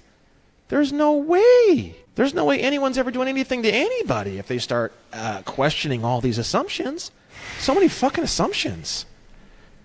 Assuming my name, assuming that I am that name, assuming that I am the sameness with that name, assuming that name is this, assuming that name is another person or it's the same person, assuming that the vehicle is a motor vehicle, assuming that it is or is not commercially operated, assuming that there is registration, assuming that what registration even is, assuming what a driver is, assuming what the word person is inside of the definition of the word driver, assuming the definition of the word operate, which is located inside of the word driver, assuming the definition of the term commercial motor vehicle, which is located in Title 49 with a special definition, assuming I'm a railroad. Yeah, even though my affidavit dispels a lot of those assumptions, they just continue to disregard. Exactly. That's exactly right. So technically the affidavit is correct. The problem is the situation is not going to be addressed using that, sadly. In a court of law it will be, but on the side of the road it will not be. You see, it's two totally different chess games, you see. So a question that could be asked in a situation like that is, what duty are you attempting to discharge? Because I'm not totally sure they would even be able to answer that question. Maybe they would, but for sure you get them thinking, because that's the terminology of 48A1, right? Yeah. I think it's so funny that they started. I've been hearing this term a lot recently. Legal signature. Mm-hmm. That's hilarious. That's just absolutely ridiculous. I don't know what. I just started hearing that more and more recently, because obviously everyone's signing or endorsing with restrictive endorsements and all this stuff now. So it's just fucking hilarious. Legal signature. I mean, oh my God. That's the most hilarious. That's like more hilarious to me than sovereign citizen. It's hilarious. Legal signature. Oh my God. We're about to get into that. Yeah. So fucking funny. That was good. I like that. That was good. So, that's as per what we saw earlier, brought in front of a magistrate, right? So that would be to determine probable cause and reasonable articulable suspicion, right? Mm-hmm. Just thinking about it, you could, rather than it be called an affidavit of status, you could just call it an affidavit of identification, and it can be very, very short. Mm. It can be, I hereby swear under penalty of perjury that I am blah, blah, blah, and you can write a little bit about yourself, and then you would just put, I am not, identifiable or have any sameness associated with the ens legis of my name spelled in all capital letters that is an incorporated entity. It doesn't need to be a long, huge thing. And you could even put a photo. Just give them my passport card? Well, yeah, of course, but I'm just saying you could also put a photo of you on that affidavit as well, and that would be the closest thing you're going to get to something that may be something they would accept. But yeah, passport card is definitely, in my opinion, the best thing that you can possibly give them. Passports are issued only to U.S. nationals, as per 22 CFR 51.3, 22 CFR 51.2, sorry. 22 CFR 51.2. Passports may be issued only to U.S. national. And then when you describe it as a non-citizen national of the United States, you are specifying that you are not subsection A, which is a United States citizen, but you are subsection B, which is a person who 20, was it 8 USC 1101. Well, you can also see it at 22 USC 212. That's the one we pulled up earlier. No passport shall be granted or issued to or verified for any other persons than those owing allegiance, whether citizens or not, to the United States. So you are not a resident of the United States, but you do have allegiance to the United States because they're trying to establish residency. You see? Yes. That's the secret. You're a non-resident alien to everything they will bring up or ask you. Mm-hmm. But you do have allegiance to the United States. And that allows you to have access to have a U.S. passport and a U.S. passport card. One thing I wanted to cover here real quick, I've been doing a little clicking around here in the background, is if you look on your certificate of title, you will see that your name in all capital letters is listed under what's called a registered owner, and that's the terminology the police will use. Are you the registered owner of this vehicle? Again, the terminology, they don't realize it. It's very, very specific. So if you look up definition of registered owner, we're going to look up the legal definition. Even in the newest version of Black's Law, it's very clear. The definition of registered owner. What the heck? Learn more. Oh my God, what is this?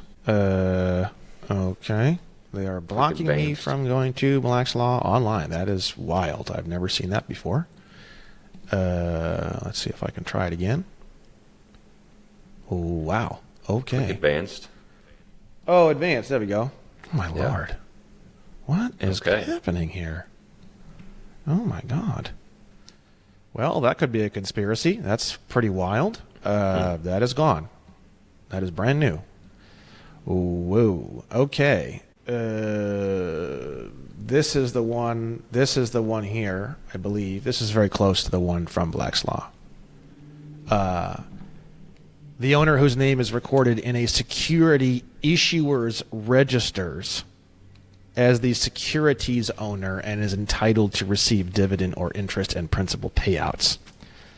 So registered owner means that you have a security interest in the asset. So if they ask you, are you the registered owner, it's a difficult question because the answer might be yes, but you don't want to be. That's not what you want to be. That's the problem. So there's many issues here. That's why I sent in my certificate of title, and I told the state to destroy everything. And I'm actually going to, when I litigate against the DMV, I'm going to verify through discovery that all of those securities have been destroyed. And there was a new one that they made recently for the motorcycle that I had made. That one, I'm actually going to go after them for a violation of a registered trademark, because they can't put that all caps name on any security document. And by listing my all caps name as registered owner, they're using that all caps name to create a security illegally, because I never gave them any ability to do that, and my trademark is a couple of years old. So they did that while that name was trademarked. So that's going to be actually a federal trademark case. That I'm actually in the middle of writing right now. But anyways. Nice. So getting rid of that certificate of title, you don't want to be registered owner. So when they ask you, are you a registered owner, what they're actually, they don't realize they're asking you this. What they're asking you is, do you have a are you listed as the person who has a security interest in this vehicle? So, you know, all this vehicle stuff is very complicated. I don't even talk about it that much, because financials is simpler, state, national, nationality is way simpler. For whatever reason, cars and transportation is just so ridiculous in terms of how complex it is. Anyways, let's get back to this. Yeah, so real quick. So for example, like, I am not a citizen. I'm a national of 3 different nations. You have Sludjamstan, you have the Nation of the Amnesty Coalition, and then you have the United States, right? So the definition of national comes from 8 U.S.C. 1101 subsection A21. 8 U.S.C. 1101. I'm going to share the screen here, and I'll show it to you. Because there's a lot of people use these terms. I even used to use all these terms and everything, and it's like I just didn't really totally understand exactly what I was saying. But it's actually very simple. The term national means a person owing permanent allegiance to a state, right? If you look at 8 U.S.C. 1408, it's very, very clear that nationality and citizenship are 2 entirely separate things. Unless provided in section blah, blah, blah, the following shall be nationals but not citizens of the United States at birth. And then you have 8 U.S.C. 1401. This one goes into nationals and citizens at birth. And it's just the opposite. They write it in one way, and then they write it the opposite way, right? So these are 2 completely different things. And that's why on the I-9 form, the employment eligibility verification form, that's why on this form, the way that they write it is very, very specific. A non-citizen national of the United States. Because remember, a U.S. national is either a United States citizen or a person who, though not a citizen of the United States, owes permanent allegiance to the United States. So they couldn't just say U.S. national, because a U.S. national could be 2 different things. They're very, very specific. Subsection B of 8 U.S.C. 1101 subsection A22 says a person who, though not a citizen of the United States, owes permanent allegiance to the United States. The term that they have developed to very explicitly describe that subsection B is a non-citizen national of the United States. So that's the term I use.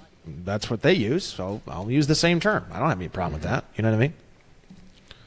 So they say this, they say that. You say no. I've actually pledged allegiance to the United States, so I am actually a national of the United States. But I'm subsection B, which is a person who, though not a citizen of the United States, I owe permanent allegiance to the United States. And that's the actual, exact, specific, definitional way that you would answer that question. So you have body cam footage of you saying that. It couldn't get any more fucking crystal clear. The fact that the cop doesn't understand at that point, that's his problem. Okay. Yeah, so case law is an opinion or interpretation of something that occurred in a court case. It is used for directional purposes. The definitions of the words, in my opinion, which are typically only talked about by seasoned professionals like trial attorneys, that's where the real power is. Because you're using these terms, and there's these definitions of these terms, and there's these assumptions of these terms and words, and you aren't operating off of an opinion or interpretation. You are operating off of the actual source material. So you would say, in a court of law, it'd be like, well, who cares about case law? We got the definition right here. What do we need the opinion or interpretation of another court for? We have the definition here. Let's talk about the definition. It's a very, very powerful point of view that most attorneys, because they're so fucking lazy, they never use it. Because the thing is that it requires you to actually think. They don't want to have to do that. They'd rather just pull up stupid case law and pray that it brings the ball down the field. But you start whipping out definitions and asking questions, and you'll obliterate case law. It's very easy. Now, you can also find case law about the definitions of words. That's also very interesting. Case law about a law or a situation is one thing. Case law about a definition, like, for example, the entire slaughterhouse cases, where the entire federal citizenship category, the U.S. citizen category, was created, is case law. That's actually case law of definitions.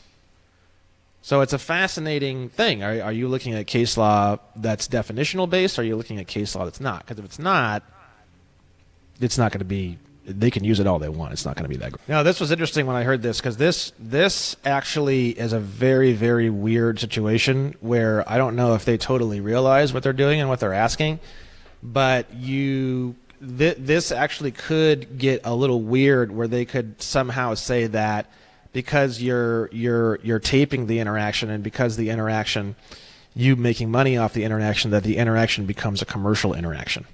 I don't know if anyone would ever actually do that, but that's just kind of what I was thinking about when I saw this part. I don't know if that would be a good thing or a bad thing, honestly. There's probably a good way you could spin that and say this is actually now a commercial transaction. That would be a very fascinating way to kind of spin this situation. You wouldn't do that with the officers. They wouldn't understand that. But if you did that in a court of law, you could really change the functionalities of this particular activity very rapidly. You would kind of reprogram all of the functionalities of this by transforming the entire interaction into a commercial interaction. I'm just some musings that I had while I was watching this. Some side notes. And I didn't make any money from this, so that's cool. But I'm just saying you could, and then now it's a commercial transaction, which is fascinating. I don't really know what that would do, but I know for a fact it would change a lot about everything about this interaction drastically. I mean, it already is a commercial transaction because they're having you sign a performance bond. But anyways, it's just an interesting musing that I had when I was watching this. I saw some things online on this one. I scrolled down through the comments, and I saw like, oh, you talked way too much and blah blah blah blah. I don't really know about that.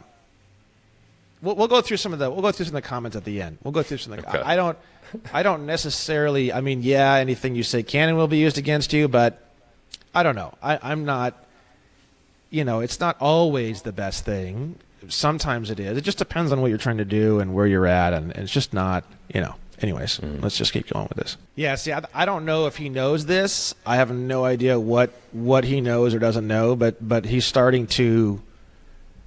This is starting to these questions that he's asking you is this interaction a commercial interaction, and am I now involved in a commercial interaction, which is it is a commercial interaction anyways, because they're going to give you tickets, but I'm just saying, like, it's just a more interesting commercial layer to the situation that I'm not sure if he knows that. That's why he's asking these questions. I'm not sure, but there's definitely an element. It's the same thing I was thinking when I was watching this. That you will see it's a promise to perform. It's a promise to perform. It's a performance bond.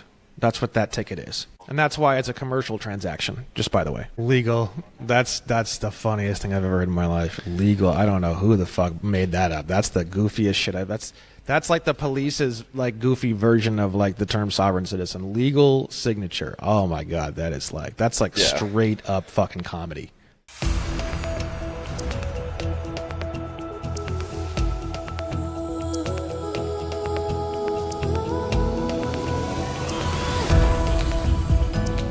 This is the Scientology symbol. There are two triangles over which the S is imposed. The S simply stands for Scientology. The term Scientology is taken from the Latin word "scio," which means knowing in the fullest meaning of the word, and the Greek word logos, meaning study of. Simply put, Scientology means knowing how to know. The lower triangle is known as the ARC triangle. The first corner of the triangle is called affinity. Affinity, in this case, is used here to mean love, liking, or any other emotional attitude. Affinity is a variable quality. It is the degree of liking or disliking. The second corner of the triangle is reality. Reality could be defined as the solid objects, the real things of life, the things that we agree are real.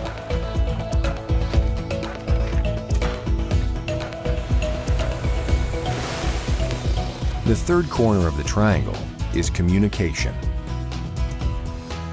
Communication is the interchange of ideas or particles between 2 points.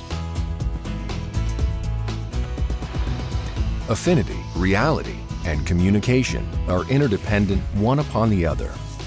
When one drops, the other two drop also. Reversely, when one rises, the other two rise as well. In understanding the composition of human relations, communication is more important than the other two corners of the triangle. It might be said that the triangle begins with communication, which brings into existence affinity and reality. Altogether, ARC brings about understanding. The ARC triangle is the keystone of living associations and the common denominator to all of life's activities. The upper triangle is the KRC triangle. The points of the KRC triangle are K for knowledge, R for responsibility, and C for control. It is difficult to be responsible for something or control something unless you have knowledge of it. It is folly to try to control something or even know something without responsibility.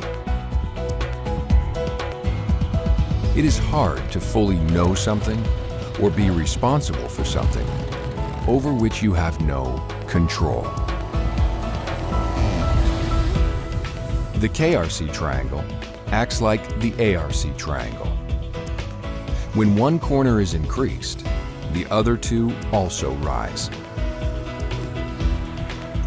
By increasing each corner of the KRC triangle bit by bit, ignoring the losses and making the achievements firm, an individual discovers his power and command of life. The KRC triangle interacts best when used with high ARC. Thus, the triangles interlock.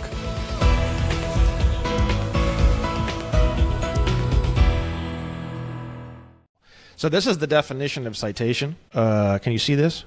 Yeah.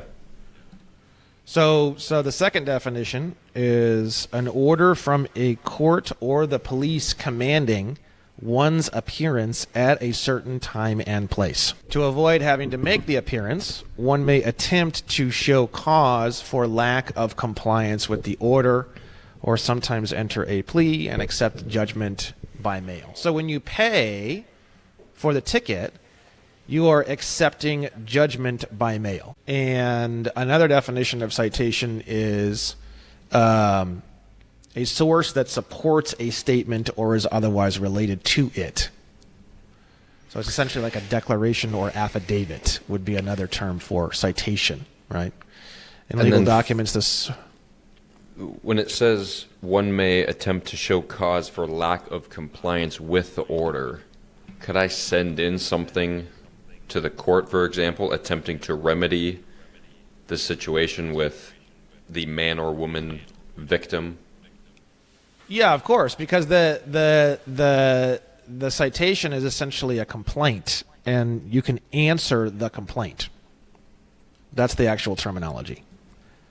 And within the answer, you would write the answers, and then below the answer is where you would write a counterclaim.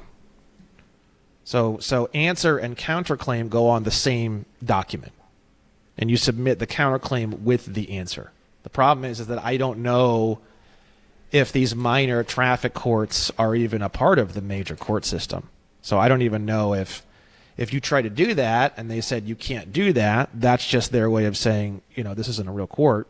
Now, at that point, you would have to litigate in a real court, and you would be the plaintiff, and you would file a lawsuit on behalf of the lower court, the minor court or whatever, fake court, I guess. I don't know what you call it, right?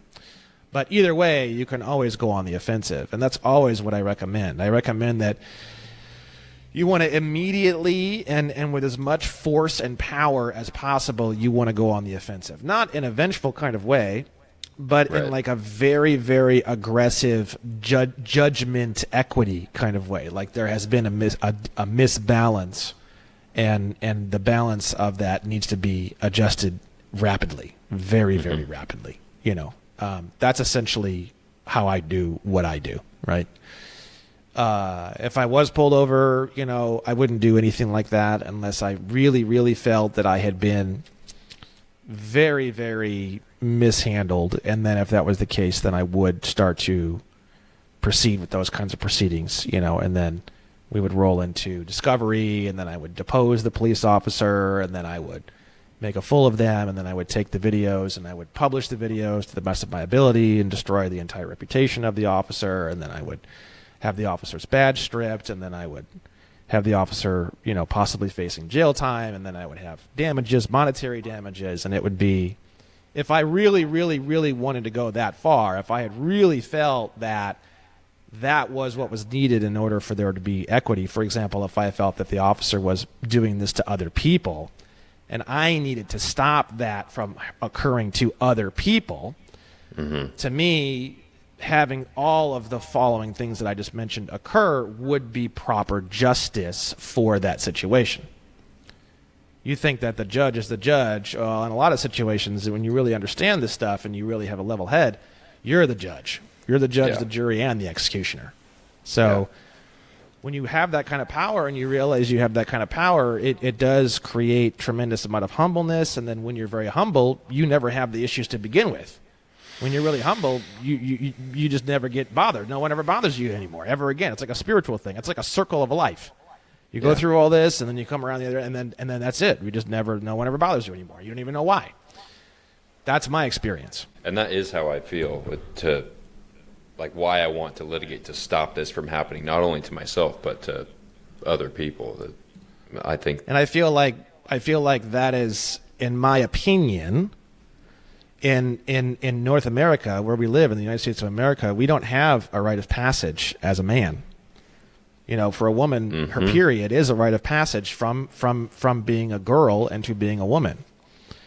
A man doesn't really have that. We hit puberty and we kind of have some things, but it's just not like, in the Middle East and stuff like that. They have like Mecca, and they have like a whole journey, and like in a lot of Indian tribes, there's a whole thing that they do where they go out in the forest for 7 days, and they have to do this and that, and then they come back, and then now they've officially graduated, and now they are a man.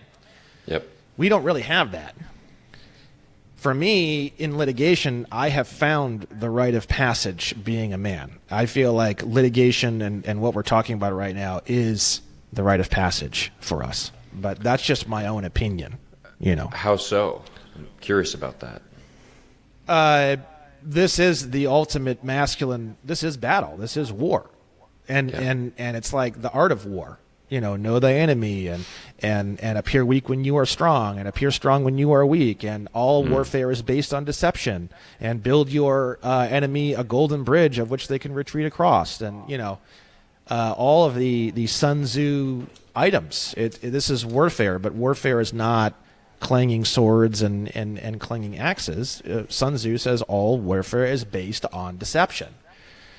So it's kind of a weird conversation to have, because if you were to break that down, now you have, deception is the masculine rite of passage, which is a kind of a weird way of saying it, but it's defeating the enemy not through hand-to-hand combat, but defeating the enemy through deceptive means and through getting them to think something that isn't true, and getting them to fight shadows, and that's what they do. That's what the whole system does to us.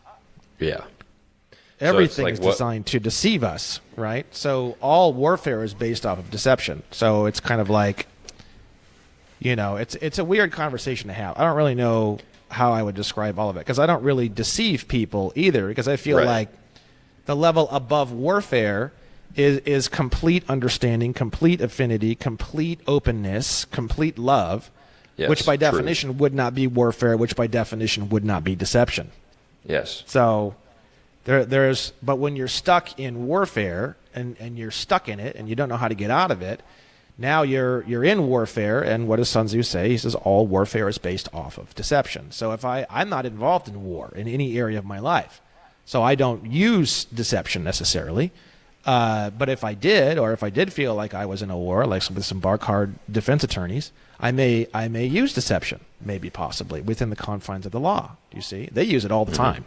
Mm-hmm. There's nothing in the world that bark hards love more than deception. Everything they do is deception. I mean, they are walking beasts of deception. So sometimes it's good to fight fire with fire, and sometimes it's good to just put everything on the table and just not do that. It just depends, If you want to be at war, then you follow the rules of war, but you can always end war by deciding to end the war, and then at that point, deception would no longer be required, you see. But you have the power to decide when that starts and ends, you see. Yeah. And I feel like all of this that we're talking about right now, all the facets of it and all the ideas of it, and the fact that, angels are always depicted with swords, and I feel like that's because that's the rite of passage. This is the masculine, right? It's sort of like, I feel like the rite of passage for a man is one of two things. It could be entrepreneurial, stuff, maybe possibly, or it could be like hand-to-hand combat, boxing, or MMA fighting, or something like that. And then there's also, I feel like, litigation is like the third choice. But I feel like if I feel like entrepreneurial, that's almost kind of like secondary. I feel like the true essence of like a masculine rite of passage would be either like hand-to-hand combat or litigation. Yeah, I think there needs to be some combination of mental and physical challenge to overcome. Yeah. Well, it's also emotional. I mean, hand-to-hand combat is also emotional and mental as well. Hugely. Looking at even like Bruce Lee, I mean, he would be so connected with his opponent that he would read his opponent before the opponent even had time to execute that of which they were about to do, an upper kick to the head. He was so connected to that opponent, and he had so much affinity with that opponent. And what does Sun Tzu say? He says, know thy enemy. Bruce Lee knew thy enemy to such a unseen, unheard of level that by the time the opponent decided in their mind that they were going to kick the head, he would immediately go for the leg that was going to be by itself, and he would kick the side of the knee or calf of the leg while the kick to head was being performed. That's the ultimate definition of know thy enemy. One step ahead. He's literally like, there's not even, I mean, you might as well walk away.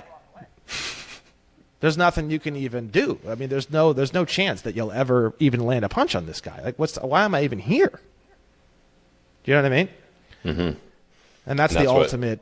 That's the ultimate warfare. Know thy enemy. If you knew everything these cops were thinking, and you knew everything they were doing, and you knew the motor vehicle theft prevention program top to bottom, and you know that they're operating off of these presumptions, and you know all these things, and you know all these definitions, and you know everything's based off of an assumption, they don't stand a chance. And They that's might as what well you're walk doing away. in litigation. Right. Yeah. Yeah. So let's get back into this. Now, real quick on this, there's a lot of people who are not comfortable with getting rid of the driver's license. I went and changed the signature on my license for like a year and a half, and they issued me without prejudice, by the whole thing, beneficiary, the whole thing. So it's a weird conversation to have. It's all kind of bullshit because on a passport card or a passport book. Well, a passport book would be a good example because you do have to sign the passport book, but you sign it by hand. So it would be an ink signature, right? And the passport book is cool too because you can just write whatever you want. There's a lot of space there. So even if you wanted to add things later, you could do that. The driver's license, they print however it is that you sign onto the card itself, usually on the lower left-hand corner in California, state of California, whereas a passport card does not have any listing of any signature anywhere.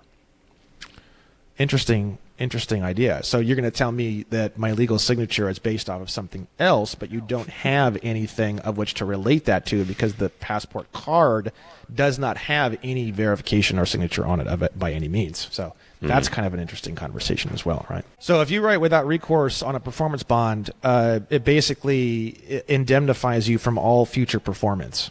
So without recourse is all you need to write on any traffic violation, and that just means that I'm not ever going to perform on this, and there's nothing you can do about it. You wouldn't say that. That's na you can't get me. But if you write without recourse on there and they accept it, it's all over, by the way. I think that's what I put with UCC 1-308. No, you put without prejudice, which means all rights reserved. Yes. Yeah. Which is great. Without prejudice, you can put both. You can put without recourse and without prejudice. If you put both of those on everything, I mean, you're pretty much just covering all bases, right? Because I'm an attorney and I am litigating, like for me, it'd be very easy to handle a situation like this. I would just say, I'm an attorney. This is my legal signature. End of story, right? Legal signature is the most ridiculous thing I've ever heard in my life. I don't even know what I would do in a situation. I'd probably just start laughing hysterically. I don't know what I would do because it's just so ridiculous. It's just so outrageous. You can do a FOIA request to get copies of all of the body cam footage. So I don't know. I'd probably say something like, you would like me to endorse this performance bond. I am attempting to endorse this performance bond, because you're going to pull the body cam footage. So it's like, now you're going to go to a court of law and it's going to say, look, I'm attempting to perform, I'm trying to perform, I want to perform, and then they arrested you. So it'd be very, very easy to address that in a court of law. You were obviously trying to perform, and you were saying that you were trying to perform, and you were prevented from performance. In fact, you could even you could do something really crazy and goofy, like for example, when you counterclaim, you can counterclaim for a violation of 15 U.S.C. 1. I mean, this would be hysterical, but 15 U.S.C. 1 is if anyone tries to prevent or restrain commercial activity from taking place. And the penalty is up to $100 million if a corporation, and up to $1 million or imprisonment up to 10 years. You could say that the police department is on the hook for up to $100 million, and you could say that the police officer in question is on the hook up to 10 years in prison and $1 million for restricting trade or commerce by not allowing you to manufacture a performance bond. I would, if someone did that, oh my God, I would fucking die laughing. Just absolutely keel over and need to get buried. That's like trolling on a whole nother level. I'd probably do that myself, to be honest with you. Because that's what they did when they refused They're the preventing signatures. you from performing. You're trying to perform in commerce, and they are actively restricting commercial performance. Yes. Because what people don't realize is that the sheriff's office is on the actual criminal side. That's why you always see sheriff is involved with all the criminal stuff. On the police side, they're actually on the commercial side. So the whole purpose of the police is to regulate commercial flow and increase commercial flow. If you get down to the real nitty gritty of how it really works, like functionally. So if you hit them with 15 USC 1, you would literally say, like, the whole purpose of the police is to increase and clarify commercial flow, and they are going against their own duty. So they're saying they have a duty, and you are stopping them from discharging the duty. Well, no, their duty is to perform and bring a commercial bond into existence, and they are actively preventing that commercial bond from being. So they are actually failing to discharge their duties. So you could go on a whole. I mean, the police officer would just be sitting there, just absolutely fucking flabbergasted. It would be hilarious. So you could just put, like, if they really wanted my name, I'd put without recourse, and then below that by colon, and then I would sign my name. It's okay.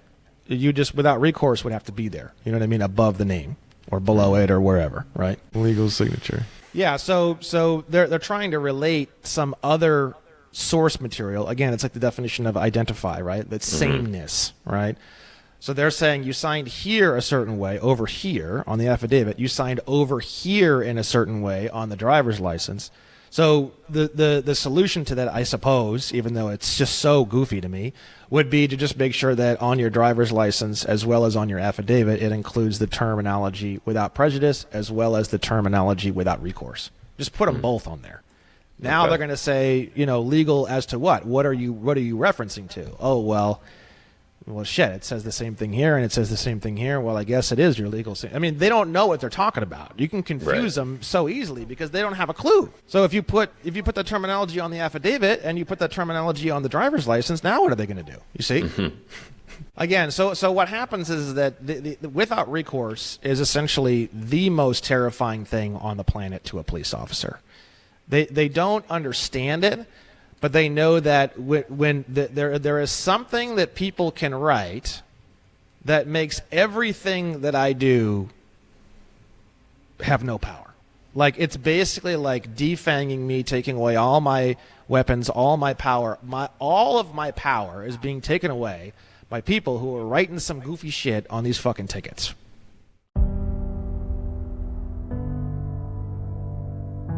In the wake of the unimaginable, in the shadow of uncertainty, in the face of fear,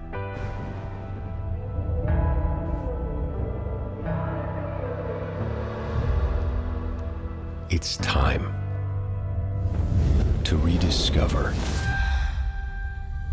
We can live, we can love, we can hope, we can rise, we can be more, be more. your hope, We can dream, we can fly, we can change, we can ride, we can be more, be more. your purpose, We can live, we can love, we can hope, we can rise, we can be more, your passion, We can dream, we can fly, we can change, we can ride, we can be more, your potential.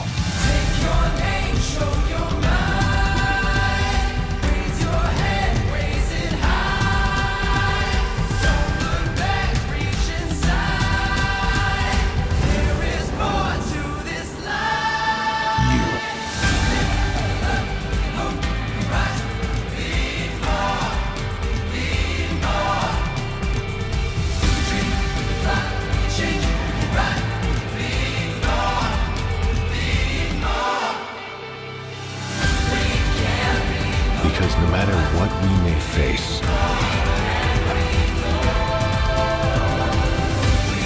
nothing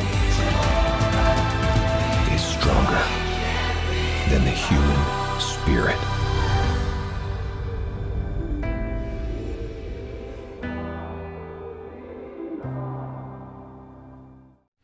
Now, they think that if that were to become more applicable or that were to become more usable, then the gates of hell open and all the manians come through and the city is going to be leveled in brimfire. Brimstone and fire and haze, and there'll be dead bodies and children dead and bloodbath everywhere, right? So again, it's sort of like the same way of saying, na, you can't get me. And they know there's something there. They don't know what it is or how it works, but they know there's something there, and people are starting to do it more and more, and it terrifies the living fuck out of them. Okay? That's all they know. Yeah, that's why I use a private motor carrier DOT plate, by the way, is just because you just put something there and then you don't get fucked with, you know. It's not a commercial thing, it's a private thing.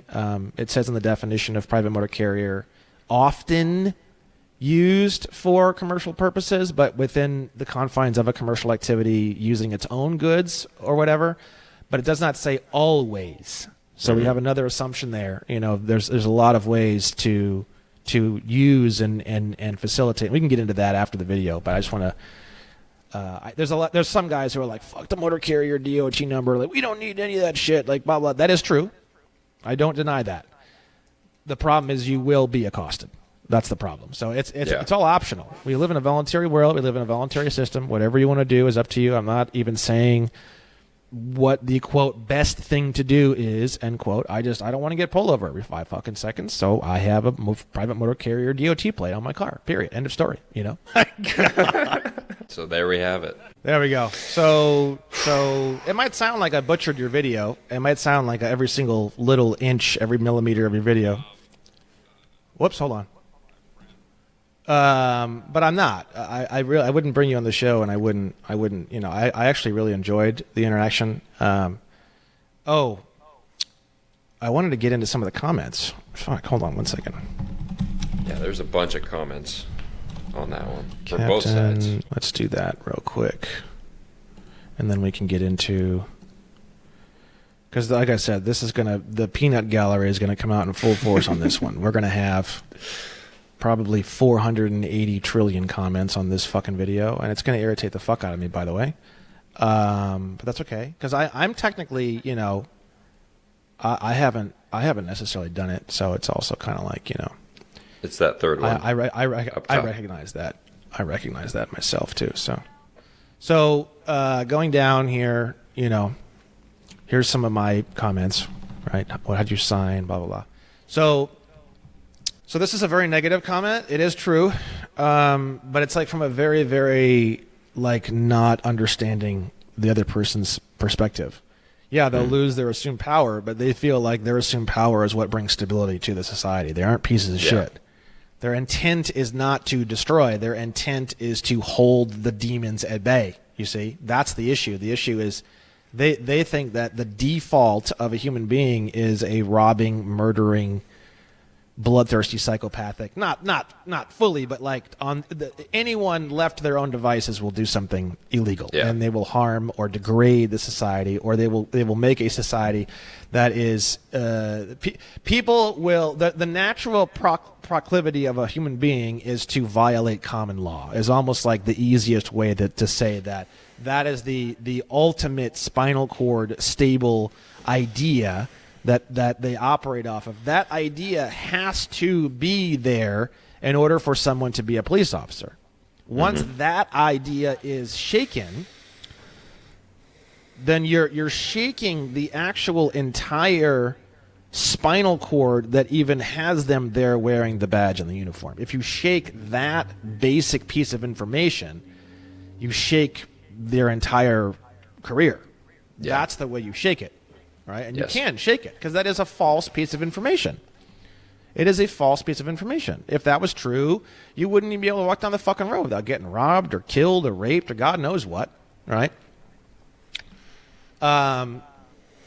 This one's just ridiculous. Only in America can you not hurt anyone, pay taxes, and still have the police threats of violence on you and get away with it. Again, they're just operating off of the fact that they have to do what they have to do in order for there to be stability in the society. Okay. Yeah, here's the deal. There's another account that did a breakdown of my video. Oh, very cool. Yeah. Let's see here. Steal my private plates. They broke out the window. Pried my doors with crowbars. Okay. I mean, I guarantee you he was either extremely unlucky or hostile and combative, and just very combative. Emotional. I guarantee it. Or just extremely unlucky, but I feel like that would be a rare situation. Like I said, I've dealt with hundreds, if not thousands, of these, and I can always trace it down every fucking time to, no, you can't get me, you fucking pig, piece of shit, blah blah, the whole thing, the whole thing, you know. So let's see. Yeah. Yeah, this is just a lot of cop hating type of stuff here, which I understand. You know, people. The basic misconception between cops and non-cops is that cops have to operate under the guise or the assumption that people will do bad things if left to their own devices. Mm-hmm. And the basic argument, the justiciable controversy, is that the police believe that and the people who hate the police don't believe that. The problem is that that's factually untrue. So from an objective point of view, the police would be incorrect on that particular assumption. Mm-hmm. That's it. That's the whole conversation. An end of story. That's the whole thing wrapped up in a nutshell. Okay? And to assist a police officer to realize that that is not true is to actually assist the police officer into removing a incorrect assumption that actually makes his world very dangerous. It's a very dangerous assumption. The amount that you can enjoy life if you are operating your life under that assumption is much lower than somebody who is not operating under that assumption. So by assisting an officer to do away with that assumption is to essentially almost to deliver therapy. Yes. It's cathartic. You are actually literally the therapist of the police officer. Because with that current assumption, that means their whole entire existence is operating out of a place of fear. Yeah. And so all their thoughts are, that's why they're looking at everything and they can't see your hands, and they have a very, very, very, very high fear factor in their life. And anything you do that will increase the level of fear that they are experiencing, that level of fear and tension rises very, very rapidly. And that's why, because they are operating off of that assumption. And you are verifying that assumption. And once you verified that assumption, then it's very hard to get out of it because they already had the assumption to begin with. So let's see here. In California, passengers are not required to obey an officer's command unless the officer has RAS against the passenger or if the passenger is impeding. This is interesting. I don't know. Again, if you have a registration sticker on your car, they wouldn't need RAS. Then you have two different types of jurisdiction. You have personal jurisdiction and you have subject matter jurisdiction, right? So it's an interesting conversation, and it's a conversation that would be had in court. You have two persons, so you have two different areas of personal jurisdiction, and then you have subject matter jurisdiction, which is the car in question. So if they have subject matter jurisdiction over the car, but they don't have personal jurisdiction over the individuals, then that's a weird situation, and that's all would have to get sorted out in court, right? The problem is that when you have a certificate of title and you are a registered owner, or your all caps ends legis as a registered owner, they do have subject matter jurisdiction. That's the issue. So the way it works in law is if you have a certificate of title, the police are basically policing their own vehicle. They're basically a private security force, and the asset in question is owned by the state, and they are a private security force for the corporation called State of California, and they are giving you an order to step out of their vehicle. Mm-hmm.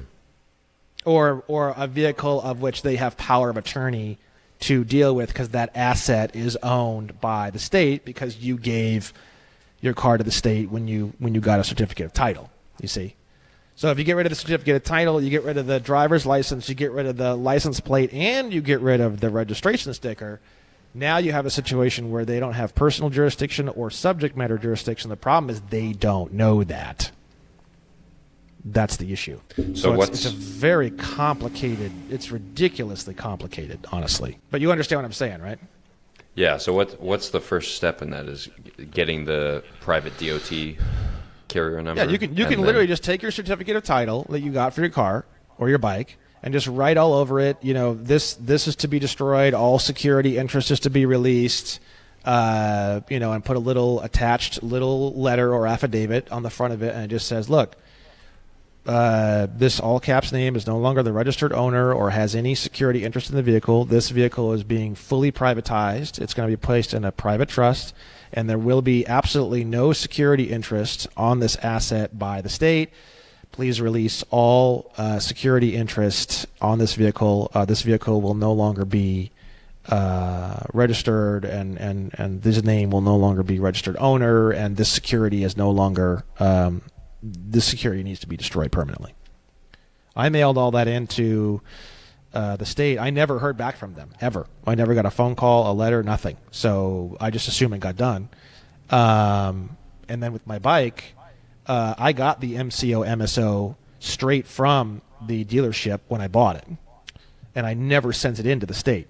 And they still issued a certificate of title. So when I sue them, it's going to be securities fraud because they didn't have the MCO or MSO. Certificate means like copy of or evidence that a copy exists. There has to be the MSO or MCO in order to make a certificate of title. Certificate of title is the abstract of the MSO or the MSO or the MCO. So if they never got an MCO or an MSO, they illegally manufactured a security. And then my name in all capital letters has a registered trademark. So they used my name illegally, and they violated my trademark, in order to illegally manufacture a false security. You're looking at like 30 years in prison. So I'm writing that up now. I'm writing up that whole lawsuit now. What's the process of getting the certificate of title? Well, you already have one. There's the pink slip. That's the certificate of title is the pink slip. Okay. I'm going to have to look for that. So if you don't have the pink slip, you can request for them to send you a new one, or you can literally just send in an affidavit with instructions to just destroy it. You don't need another copy. Just destroy it, get rid of it. You have 30 days. Don't be mean. You just 30 days. I'm giving you guys some time. It might take you a little bit of time. But releasing all security interests, no longer the registered owner, not in contract with the state anymore. Do not find anything happening with the state to be adequate consideration any longer. There has to be what's called consideration in order for there to be a contract. So when you clearly communicate that there is not adequate consideration and you do not find their services to be valuable, that's a very powerful way of saying that all the glue that held together this contract is now gone. There is absolutely no glue any longer. Very powerful. Consideration is, in my opinion, probably one of the most powerful things you can talk about. Things are only consideration if you consider them to be consideration, or if there's an assumption that you consider them to be consideration and you have never rebutted that assumption. That is like by far one of the most powerful ways to just absolutely obliterate any contract off the face of the earth. It's like kryptonite. No contract stand a chance when you start getting into consideration and being very clear about what you consider consideration and what you don't consider consideration and what is and isn't consideration. That's like no court will ever fight you on that. That's like instantaneous victory. Because now, once you've just described and explained in explicit detail that this situation and this commercial activity is no longer adequate consideration for you, and they continue to force you into that would be involuntary servitude, enticement into slavery, forced labor, all 25 years in prison for all the above. 25, 25, 25, 25. Yeah, it's like 100 years in prison, like immediately, like right out the gate. Very easy. Involuntary servitude is completely illegal and does not exist.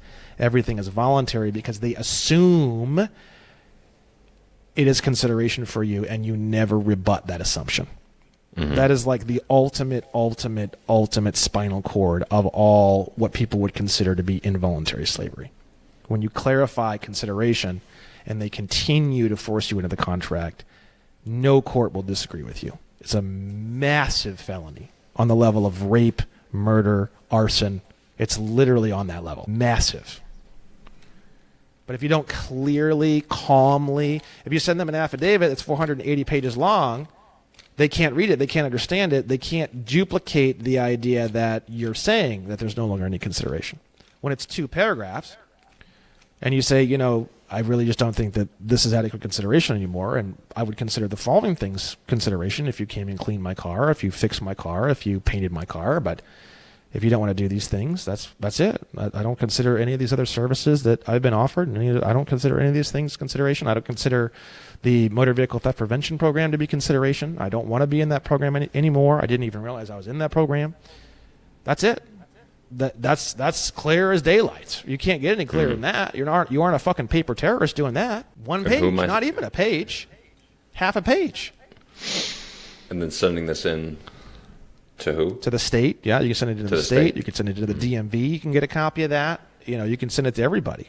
Let everybody know what you consider consideration and what you don't.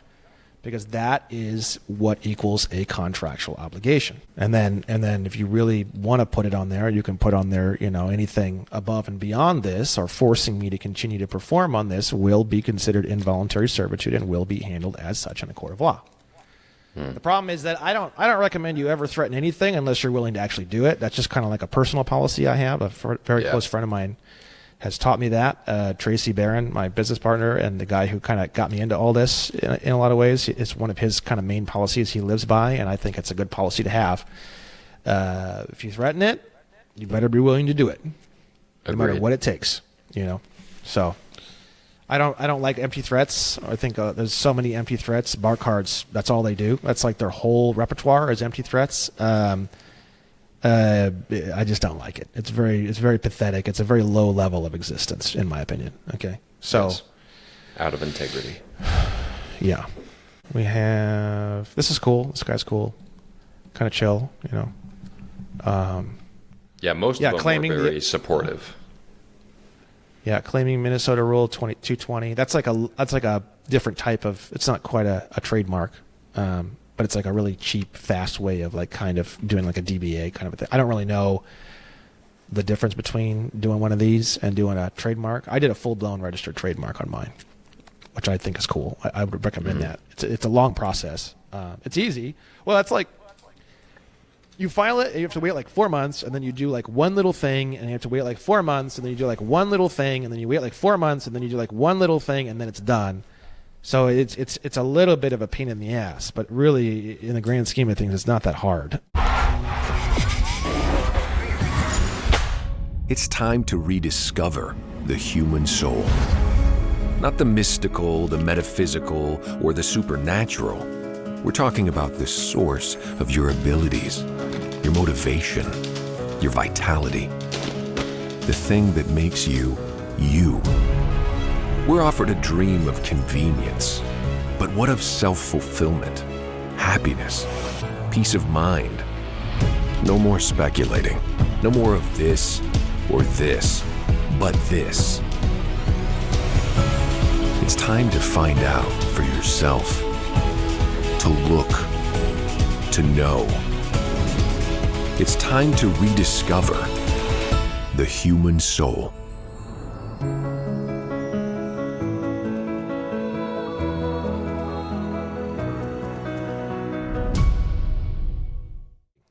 But you can start using the trademark as soon as you file it, because when you file it, you've shown intent. It's just that, so you can start putting the symbol on things, and you can start using it. Trademark pending. You've probably heard that terminology before. Mm-hmm. That means it's filed, but it's not. The process is not completed, and that actually has value because you've claimed it. You're in the process of completing that claim fully, but it's just you've already claimed it. You've claimed that trademark. Right. Let's see. Looks like that other channel sent you a lot of good people here. Here's the deal. Case law is irrelevant to what's going on here. Case law. Yeah, I mean it's pretty much irrelevant to most things. It's just a interesting. It's a bunch of guys came together, talked about something, and then they made a determination. It's like it's an interesting, helpful, sometimes thing that you can use. But yeah, it's given so much more relevance in the actual court system than what it should have, really, in my opinion. Definitions is really like if they put the amount of effort they put into case law, if they put even 10% of that much effort into definitions, oh my God, we would have a beautiful society. Beautiful. Much more clarity. Yeah. Oh my God. Less deception, more clarity. I just, tyrants, blah, blah, blah. I don't think they are, but whatever. Yeah, a lot of them were also hating on the cops, which, I don't think cops are tyrants, and I don't think that they're... I asked a cop one time, I mean, it's just one, so whatever, but he's like a 30-year veteran in the LAPD, and he was in all sorts of different gang divisions, and he used to do, like, hardcore, like, gang negotiations and all sorts of shit, and he said... I asked him, I said, what percentage of the force is just trying to do the best they can and they're trying to add stability and they're trying to be good people and do the right thing? He said about 85%. I said, okay. I said, of the remaining 15%, what percentage of the remaining 15% used to be good and now they're bad based off of all of the craziness and the stress and all the stuff that they have to deal with? He said about half. So 7.5%. So that leaves 7.5% of cops are bad from the beginning, and they've been bad, and they always will be bad, and they're just bad people. Now, that's just one person just kind of like whatever, but, I mean, 30 years of experience. The guy was very candid with me. We talked for a long time. He was very, very candid. So I think even though it's just one person, and that's not really how surveys work, you want to collect a lot of information, and I normally do, just from my limited knowledge and having a brother in the sheriff's office in Indiana and just kind of, seeing a lot of things and experiencing a lot of things and talking to a lot of cops, I think that that's a fairly accurate statement in general. I would say a similar thing applies to the Marine Corps, because I was in the Marine Corps and I experienced, like, we all joined because, well, the 85% of us joined because we believe that's the right thing to do. Like, we believe that we're doing the right thing. Yeah, I think that's, that's kind of the sad part about all this. I think it's all kind of, there's assumptions on both sides of the equation, and it's all these assumptions of intent, assumptions of definitions of words, assumptions of situations, assumptions of security interest on an asset, assumptions of, it's just like, oh my God, there's so many fucking assumptions everywhere. So thousands of, there's like 18 of them. Easily, like right out the gate, there's like fucking 18 of them. It's like, whoa, hold on a second here. And people make fun of me, or they make fun of us for making it, quote, more complicated. Are you kidding me? Jesus. We're asking questions about assumptions. These are all assumptions. It's a motor vehicle. Where in the fuck did you get that from? Motor vehicle. The fuck's a motor vehicle? Oh, well, it's assumption. Okay. Well, I challenge your assumption. Now you have to prove it. If you assume something in a court of law and I don't defend against it or say no, it's now proven in a court of law. That's the way law works. It's worked like that for hundreds of years, thousands of years. It goes way back. I don't really think there's anything wrong with that, because I've made an assumption and that was it. You didn't, So, every time there's an assumption made, you jump all over it. Rip it apart limb from limb. That's what I do. You don't have a lot of people assuming a lot of shit about me anymore. If that's the life you want to live, that's in my opinion how you live it. So let me see some more of these. Yeah, right here. Here's a good one. Restrictively endorse the bill, accept for value, and pay it to the order of U.S. Treasury. So I don't know why you would make the instrument payable to the U.S. Treasury, but you could. There's nothing stopping you. I would rather make it payable to me, but that's just me. I'd rather get paid, but whatever. I mean, without recourse, if you don't state a payee, then it's a blank endorsed instrument, and they can do whatever they want with it, but you never have to perform on it. That's what without recourse means. When you say without recourse, and then below that you say pay to the order of, and then you list your name, now you're even further restricting that instrument. And you're saying, now, not only do I never have to perform, but now you have to pay me all the proceeds of this instrument if you do anything with it. And if you did that, so if you would have if you make it payable to the U.S. Treasury, then now at that point you could do without recourse, paid to the order of U.S. Treasury. And now what you're saying is that I never have to perform on this, and if you ever make any money on this instrument, or if you exchange this instrument or swap it or sell it or do anything with it, all the proceeds of this instrument need to go directly and only to the U.S. Treasury. That's what you're saying. You can state whatever payee you want. There's nothing stopping you from stating any payee you want. I'm just saying that depending on who the payee is depending on where any value of that instrument can go to. I'd rather get paid personally, but it's up to you. If you want to donate it to the U.S. Treasury, go for it. VC is pretty cool. I have read about this. I don't know how applicable it would be. I don't know. I think endorsing is a billion times more powerful than VC. VC is probably more for like a non-financial, non-performance bond instrument. I don't even really know. Like, you can always add it, I guess. I don't know how effective it would be, but I'll tell you right now, endorsements without prejudice and without recourse is going to be infinitely more powerful. But VC is probably like legit as well. I just think that in a real court of law and in a real deal, it's just not going to be as effective as instruments and operating as a negotiable instrument, you know. So let's see here. Shout out, you're on YouTube live channel. It's funny. Legal signature. Yeah. What the fuck is she smoking? Yeah, see. I mean, what's funny is that all the terminology they use that whole time is actually all correct. The only terminology they ever used that is completely insane and ridiculous is that legal signature thing. That's literally outrageous. That's so easy to handle in a court of law. Oh my God.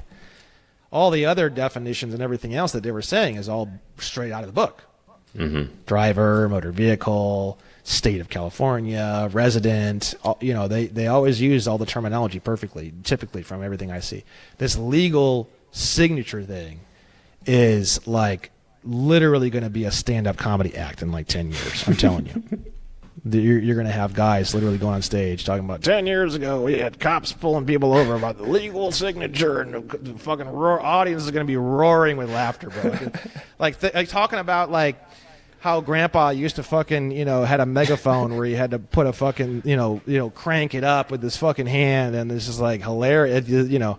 Well, you know, back in the day, you know, I'm 38 years old. Back in the day when we had fucking auxiliary switches and channels to play our Sega Genesis and Nintendo, and we had the bunny ears for the fucking, you know, radar to try to get local channel 7, and it would come in all fuzzy and shitty, and we would wrap tinfoil around the fucking, you know.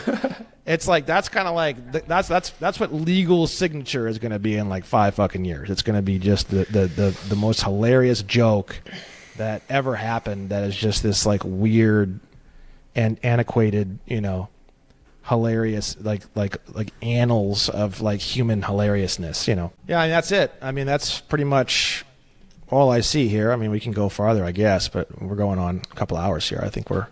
Yeah, it was just a bunch of comments from people coming over from Brian. Here's the deal. So shout out to Brian. Thank you for that. Did a great breakdown. Yeah, man. So that's everything from me. I mean, anything you want to add, or anything you want to say, or anything you want to ask, or anything you want to? Yeah, no, that was a great breakdown. Gave me a lot of stuff to have prepared for court. So that would be my question: is outside of everything we already talked about, or a summary, what would your advice be going into court at the end of this month? You know, everything you're going to see online is all about like how to get cases dismissed. I don't think you should ever try to get the case dismissed. I think you should immediately go on the offensive. Yeah. Because when you counterclaim, you're basically, what you're doing is you're sinking your claws into their torso. It's almost like you're like a parasite, and you're like entering their body, and you're like linking onto like all of their vital organs. They can't get rid of you when you do that, when you counterclaim, because now we have a lawsuit inside of a lawsuit.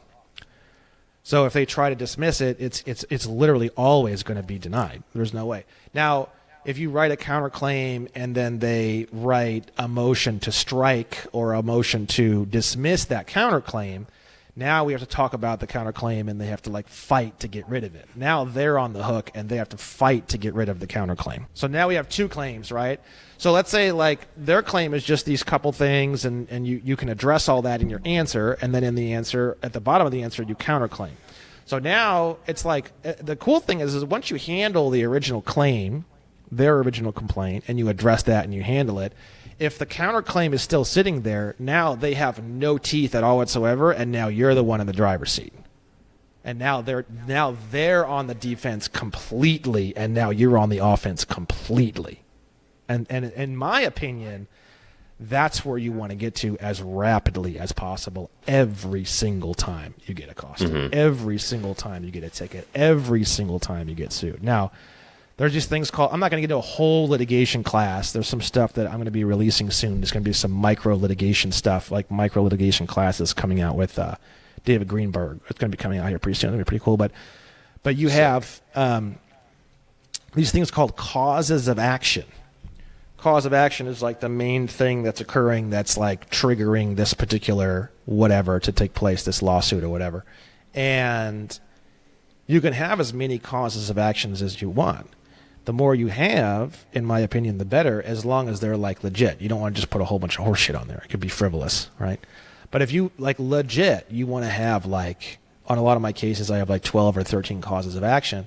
If any, those causes of action, they're almost like, you know, these people who stand at the pier and they have like 13 different hooks on their fishing pole, and they just kind of sit there and they smoke a cigarette or whatever, and then one of them starts to kind of shake and they jump up and they grab that pole. That's what you're doing. So if you have 13 causes of action, you only need to get one hook. If you get one hook, you have a case, and now you can motion that case into discovery. When you motion the case into discovery, now it's basically like the court is going to issue, this is how I describe it, the court's going to issue a badge, a gun, and a shovel. And you can write subpoenas. You can subpoena third parties. You can depose people. You can write interrogatories, which is basically questions that they have to answer under penalty of perjury. So a deposition is when you interview someone with an actual video camera and it's under penalty of perjury. If they say anything at all that's not true and it's later found to be true, then you can motion the court to find them in contempt. That can be massive monetary penalties or jail time. Okay? So that's a deposition. Deposition is in person. You're in front of the person. You can actually depose yourself. So when you write the motion for a deposition, you can say, I want to be the one to run it. So now you're, you know, you don't want that. It can be the most delicious revenge in the world. I haven't done one yet, but I very much, it's the most exciting thing. I can't wait. Me and Joey Kimbrough, my right-hand man, we are so excited to do a deposition. It's if I had to choose between sex and a deposition at this point in my life, I would choose a deposition. Okay, so you can look up depositions on YouTube to see examples of kind of how those roll and how that works. You've seen depositions in documentaries and stuff. You just didn't know you were looking at a deposition. An interrogatory is a written deposition, so written questions and that kind of thing. And then you can write.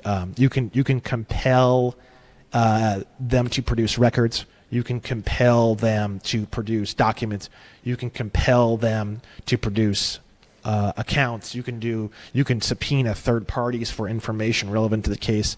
So once you move into discovery, you basically, the entire power of the entire judicial system is given to you. You have to write up everything that you want to do using that judicial system, and you have to get it approved item by item. A deposition has to be approved. This order for a subpoena has to be approved. But you have a little window that's now open, and there's someone there, and you can issue requests, and you can get access to all the power of the judicial system. You can put people in prison. You can do all sorts of things. Anything that a court can do, which is almost anything you can think of, you now have access to do all of those things yourself. So you're saying step one is answer their claim. Yes. Yeah. So how do you I can even write go the about doing that? counterclaim. 'Cause I don't have any, piece of paper with the list of charges the ticket or is the ticket is basically the complaint, and each line item. So you basically have to answer each line item of the complaint. That's how an answer works. Okay. And the way that if you really want like the simple way to answer a complaint, you answer it either affirmed, denied, or I don't have enough information to know. So the answer for a complaint, let's say there's 4 line items. One is speeding, one is no license plate. You can actually answer each of those line items of the complaint as simply denied, denied, denied, denied. And then below that, you would write counterclaim. And then below that, you would write... So if the complaint is 4 line items, the way that works in law is that's 1, 2, 3, 4. And then when you write the countercomplaint, you would start at 5. 5, okay. 6, 7, 8, 9. So the countercomplaint is just numerically continuing where the original complaint left off. So when you file that in, you're filing in the answer. And basically when you say denied, denied, denied, denied, you're saying Fifth Amendment, you're saying they're making these assumptions, they now have to prove it, I'm not going to incriminate myself, and plus, honestly, none of this stuff is even true anyways. When you say denied, you don't need to say anything more than denied because now they have to prove everything. You're putting all the pressure on them to prove everything, and at the same time, now you're coming after them at the same time.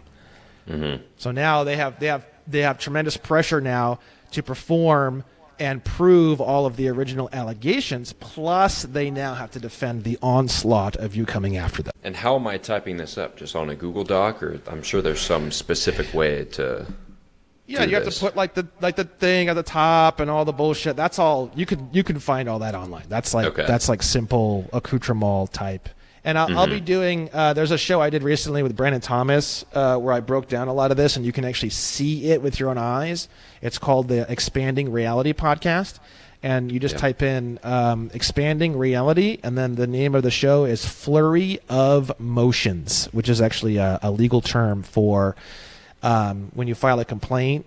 They're gonna file. Typically, they'll always file a motion to dismiss, no matter what, no matter how ridiculous, just as like an attempt to like not have to fuck with it. That time period where they just like fuck around and try to like just scream and do whatever horse shit and try to see what sticks on the wall, that's called the flurry of motions time period. They do that as an attempt to try to not have to answer the complaint. So the name of the show is called Flurry of Motions. And that is a really great breakdown where we actually go through the actual documents.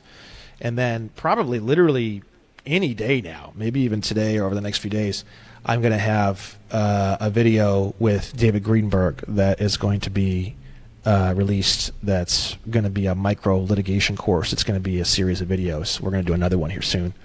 So I'm starting to kind of get into this, but I don't like teaching things that I don't really have nailed down, at least pretty good. I'm very hesitant to, like, I didn't talk about negotiable instruments and finances for like 9 fucking months. I was just quietly studying in the background. I didn't really say much of anything because I knew it was just going to be inflammatory as shit, and I knew everyone was going to get excited, and I knew it was just going to go fucking gangbusters. And I just didn't want information that I just wasn't super sure about to be met with that much emotional enthusiasm, and then people run off, and then all hell breaks loose. I just wanted to.